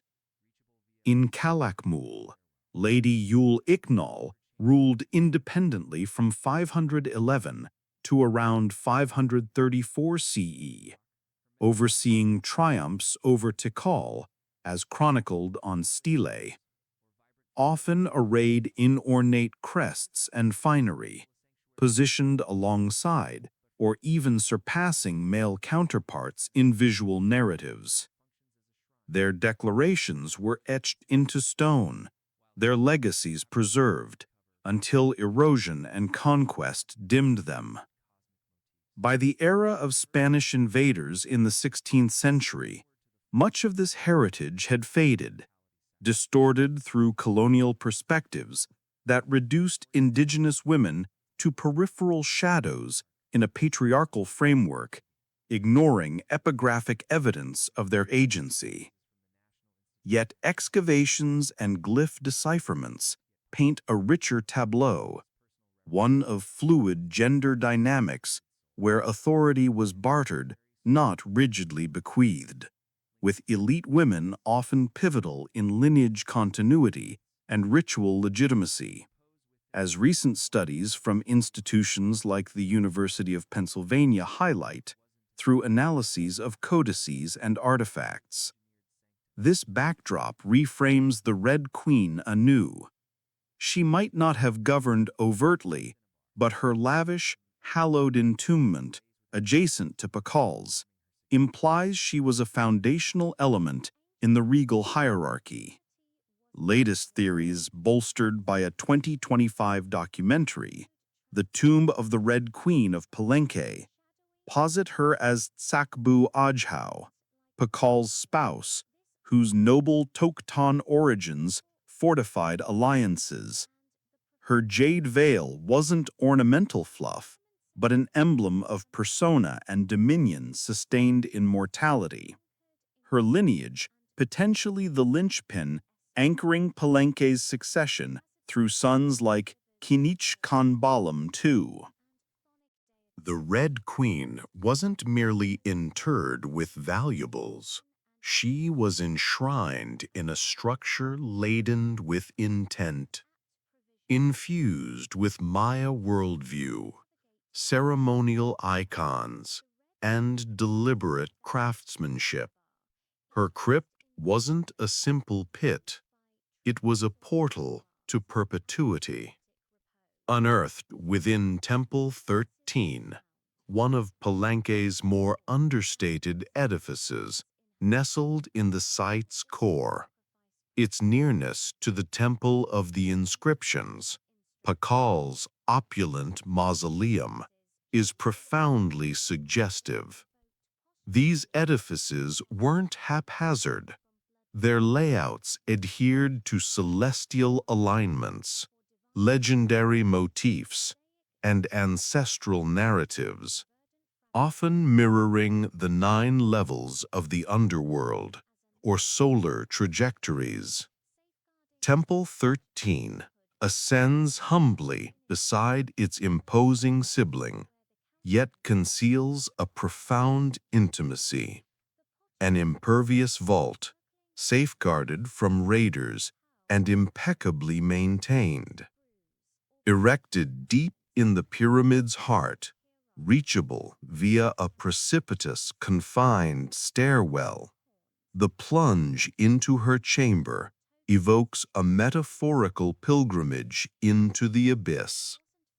The space itself is austere, hewn from quarried rock, hermetically sealed for over 1,300 years. Absent are script-laden panels or vibrant frescoes narrating her saga. But this hush might be purposeful, a sanctuary not for mortal scrutiny, but for ethereal evolution. Dominating the center, her limestone casket functions as a shrine, paralleling Pakal's adjacent grandeur, while his features an elaborately sculpted cover portraying his descent into the maw of the underworld amid cosmic motifs. Hers is more restrained, directing emphasis inward to the form, the vermilion shroud, and mortality's sacrament. Subtle structural hints abound. The crypt orients east-west, emblematic of the sun's diurnal arc from vitality to oblivion, a motif recurrent in Maya funerary design, per analysis from the National Institute of Anthropology and History, INA. The enclosure is compact yet potent, evoking meticulous personal reverence, a consecrated niche for a venerated soul. Maya sanctuaries served as metaphysical conduits, linking celestial heights, terrestrial planes, and infernal depths. To repose within one elevated her beyond humanity. The Red Queen's perpetual abode wasn't an improvisation. It was a meticulously engineered sanctum, a locus where demise morphed into transcendence. Her remnants cradled in rock, her spirit in cinnabar, her imprint in the edifice, a monument that conveys without utterance, affirming her significance. To the ancient Maya, mortality wasn't oblivion. It was a liminal gateway, a hallowed transit into Xibalba, the shadowy netherworld. For an elite like the Red Queen, this odyssey intertwined the mystical, the political, and the profoundly liturgical. Internment ceremonies were meticulously orchestrated spectacles, anchored in lore and crafted to shepherd the essence through Xibalba's hazardous strata, rivers of gore, ordeals, and chthonic deities, as vivid in surviving codices like the Dresden and Madrid. Only those ritually fortified, with apt provisions and sacral armaments, could navigate triumphantly.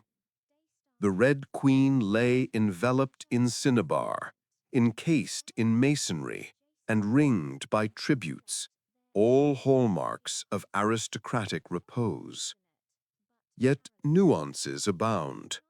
The osseous awls and obsidian daggers in her vault allude to auto-sacrifice practices, perhaps emblematic instruments echoing observances she enacted alive or invoked posthumously to fortify her anima, drawing from bloodletting traditions central to Maya elites for divine communion. Her mosaic jade shroud, pieced from verdant fragments, transcended adornment. It likely acted as a metaphysical conduit, safeguarding her visage and selfhood for recognition by the divinities, mirroring beliefs where the countenance reflected the inner being. The pottery urns encircling her may have contained cacao elixirs, maize brews, or pulque ferments to sustain her in the hereafter, alongside potential stingray barbs or conch horns as summons to celestials or tokens of ethereal dialogue. Entombment wasn't farewell, it was alchemy.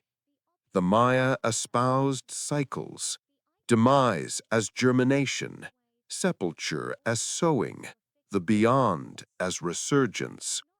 Sovereigns embodied terrestrial avatars of deities, reverting to origins in passing.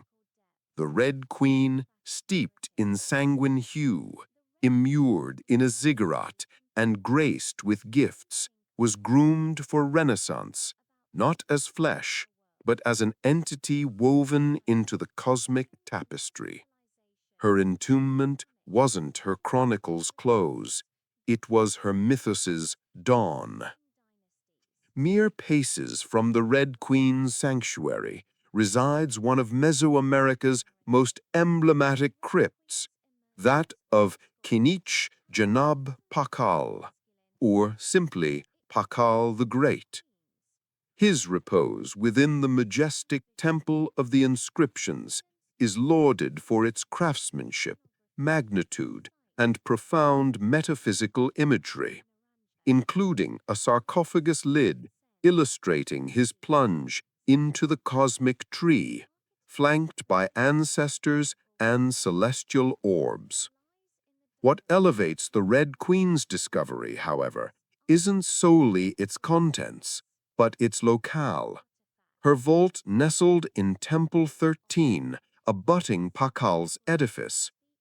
In a metropolis like Palenque, where each shrine aligned with astral and ancestral imperatives, this adjacency was deliberate, a declaration in architecture. Many experts, citing epigraphic correlations and burial parallels, identify her as Tsakbu Ajao, Pakal's consort and mother to his heirs, whose union in 626 CE solidified political ties. Though her crypt bears no script, symmetries abound, both immersed in cinnabar, both pyramidally enshrined, both venerated with emerald and utmost solemnity, mirroring each other like facets of a divine chronicle. Pakal's cover vividly captures his infernal descent toward renewal. The Red Queen's unadorned setup lacks overt art, yet the profundity resides in their tandem.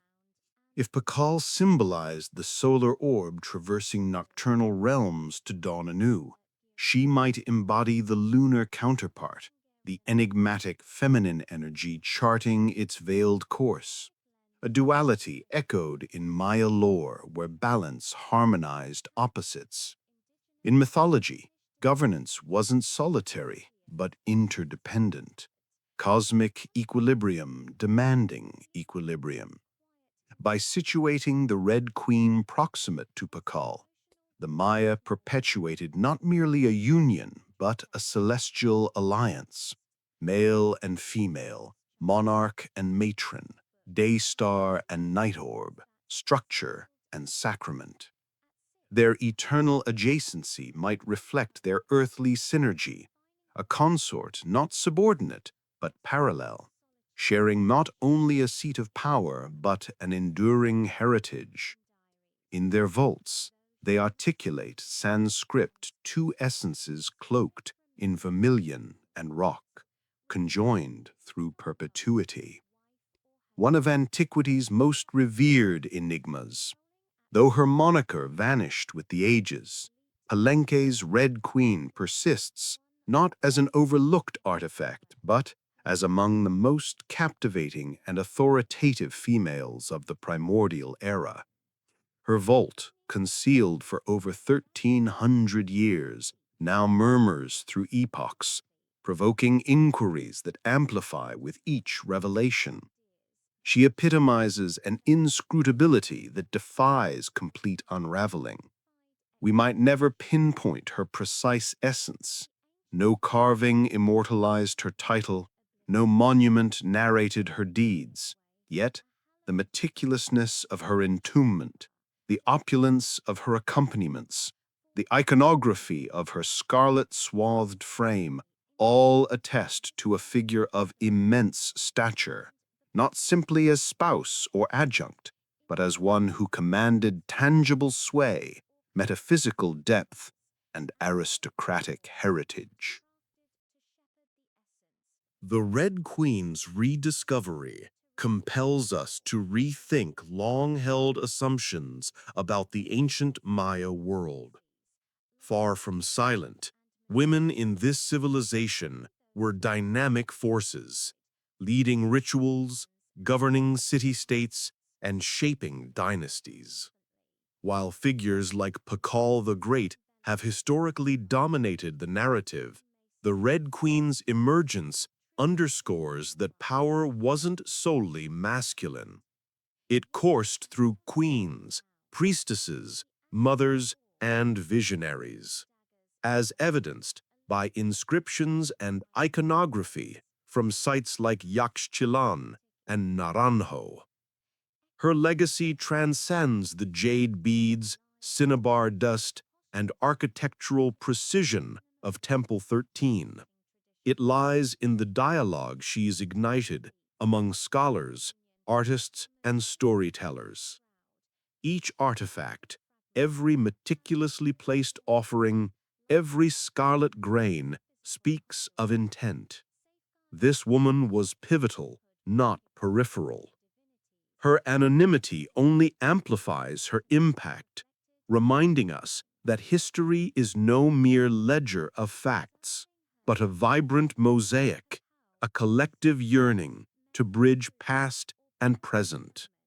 Nameless yet resonant, cloaked in the hue of sacrifice and vitality, her jade-masked visage gazes through time via science, artistry, and awe. The Red Queen ruled a realm in life, but in death she reigned over our curiosity. Her story whispered in crimson and stone, eternally unfolding.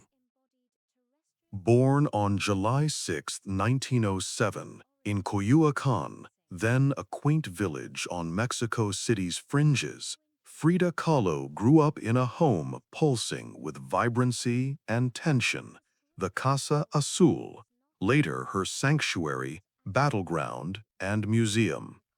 The third of four daughters, she was shaped by her father, Guillermo Kahlo, a German-Hungarian photographer whose introspective nature and artistic lens she inherited, and her mother, Matilde Calderón, a devout Catholic of indigenous and Spanish descent whose stoic resilience left its mark.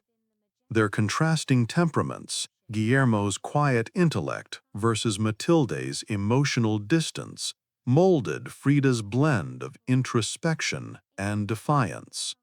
A bold, curious child, she devoured books and posed questions that unsettled adults. At 6, polio struck, weakening her right leg and confining her to bed for months, fostering a solitude that sharpened her inner world, as she later recalled in diaries. Though she masked her limp with long skirts, her spirit remained unbound. Rejecting traditional roles of wife or homemaker, Frida aimed high, enrolling at 15 in Mexico City's elite National Preparatory School, one of few girls admitted, where her sharp mind, rebellious wit, and distinctive style shone. Joining the Cachuchas, a radical intellectual clique, she debated philosophy and politics, drawn to revolutionary ideas that challenged convention, setting the stage for a life that defied expectations. On September 17, 1925, Frida's trajectory shattered. At 18, riding a wooden bus with her boyfriend, Alejandro Gomez Arias, their playful banter was cut short when a streetcar smashed into them. The collision was catastrophic. The bus splintered, and an iron handrail pierced her pelvis, fracturing her spine in 3 places, shattering her right leg, dislocating her foot and shoulder, and breaking her collarbone and ribs. Gold powder from a ruptured pouch dusted her broken body, an eerie shimmer amid the carnage, as recounted in accident reports. Rushed to the Red Cross hospital, she endured multiple surgeries and months in a body cast, her dream of becoming a doctor fading with each infection and immobile day. Yet in that enforced stillness, creation stirred. Her father supplied brushes, her mother rigged an easel above her bed, and a mirror hung within view. Facing her reflection, Frida began to paint, not out of vanity, but necessity. Her earliest works, born of boredom and blossoming into obsession, captured her image because, as she later said, "I am the subject I know best." The accident fractured her body, but unlocked a portal to her psyche, pain, and identity, forging the raw, surreal visual language that would define her art.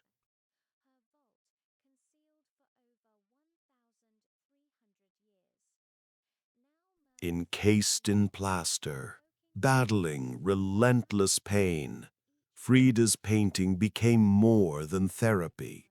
It became her voice.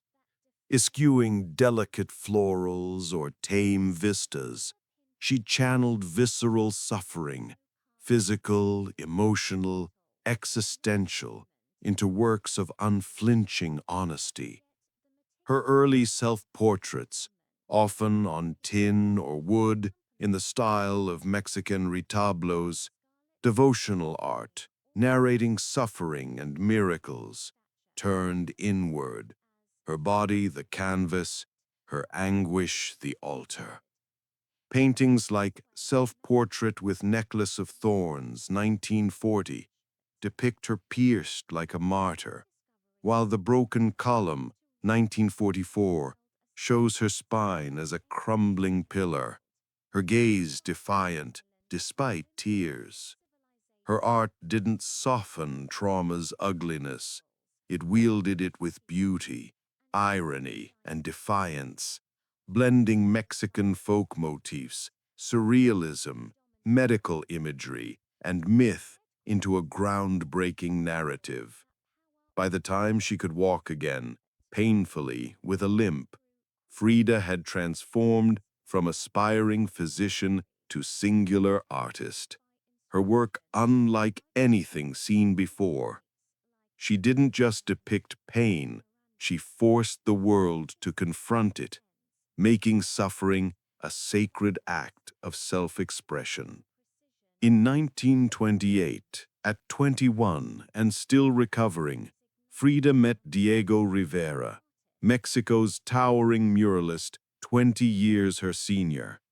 Known for his sprawling, politically charged frescoes celebrating Mexican identity, Rivera was a life-then-size figure. Frida, bold as ever, interrupted his work at the Ministry of Education to show him her paintings, demanding, "Do I have talent?" His affirmative response sparked a relationship as passionate as it was turbulent, described in her diaries as both consuming and creative.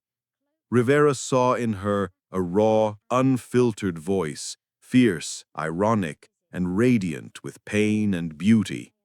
Their bond, forged in shared revolutionary ideals and artistic fervor, would shape Frida's life, art, and legacy, even as it brought her profound love and heartbreak. She had already begun painting herself into the world with unapologetic edges. Now, with Diego, she would amplify that vision, crafting an identity too vibrant to be contained. The marriage of Frida Kahlo and Diego Rivera in 1929 was an improbable union. Diego, a hulking, unfaithful titan of Mexican muralism, and Frida, a sharp-witted, fiercely autonomous artist, already reliant on a cane at 22. Her parents likened it to an elephant wedding a dove, per family accounts. Their bond was a tempest of passion and chaos. Diego championed her art, urging her to paint, but his serial infidelities, including an affair with Frida's sister Cristina, cut deep, as Frida's letters reveal her anguish.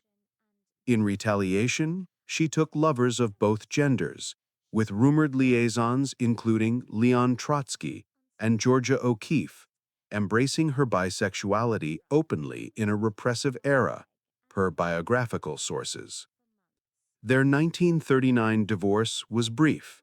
They remarried in 1940, under new terms prioritizing Frida's independence.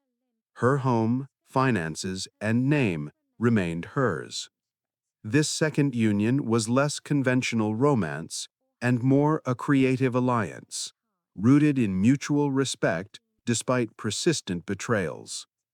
Diego wounded her, but also fueled her, believing in her as an artist, revolutionary, and trailblazer who redefined painting's possibilities. Together, they were volatile but iconic, their partnership a crucible for Frida's genius. In the 1930s, Frida trailed Diego to San Francisco, Detroit, and New York for his mural commissions, confronting American capitalism's excesses amid the Great Depression. A staunch Mexican nationalist and communist, she recoiled at the materialism, mocking it in letters home as shallow opulence, per her archived correspondence. While Diego adorned factory walls with revolutionary frescoes, Frida crafted intimate rebellions on tin and canvas, her style crystallizing, sharp, surreal, raw. Her self-portraits, born of necessity amid chronic pain from her 1925 accident and a devastating miscarriage in Detroit, became her survival. Works like Henry Ford Hospital, 1932, lay bare her grief, a bloodied Frida on a hospital bed, tethered to symbols of loss, a fetus, a snail, a fractured pelvis, her calm gaze defiant, per art analyses. Her paintings weren't vanity, they were lifelines, mapping her fractured body and identity with unflinching honesty, blending Mexican folk art, surrealism, and visceral symbolism.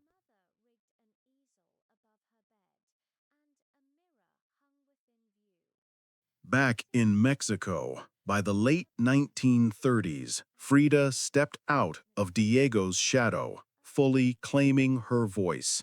Her Coyoacan sanctuary, the Casa Azul, became a vibrant extension of her spirit.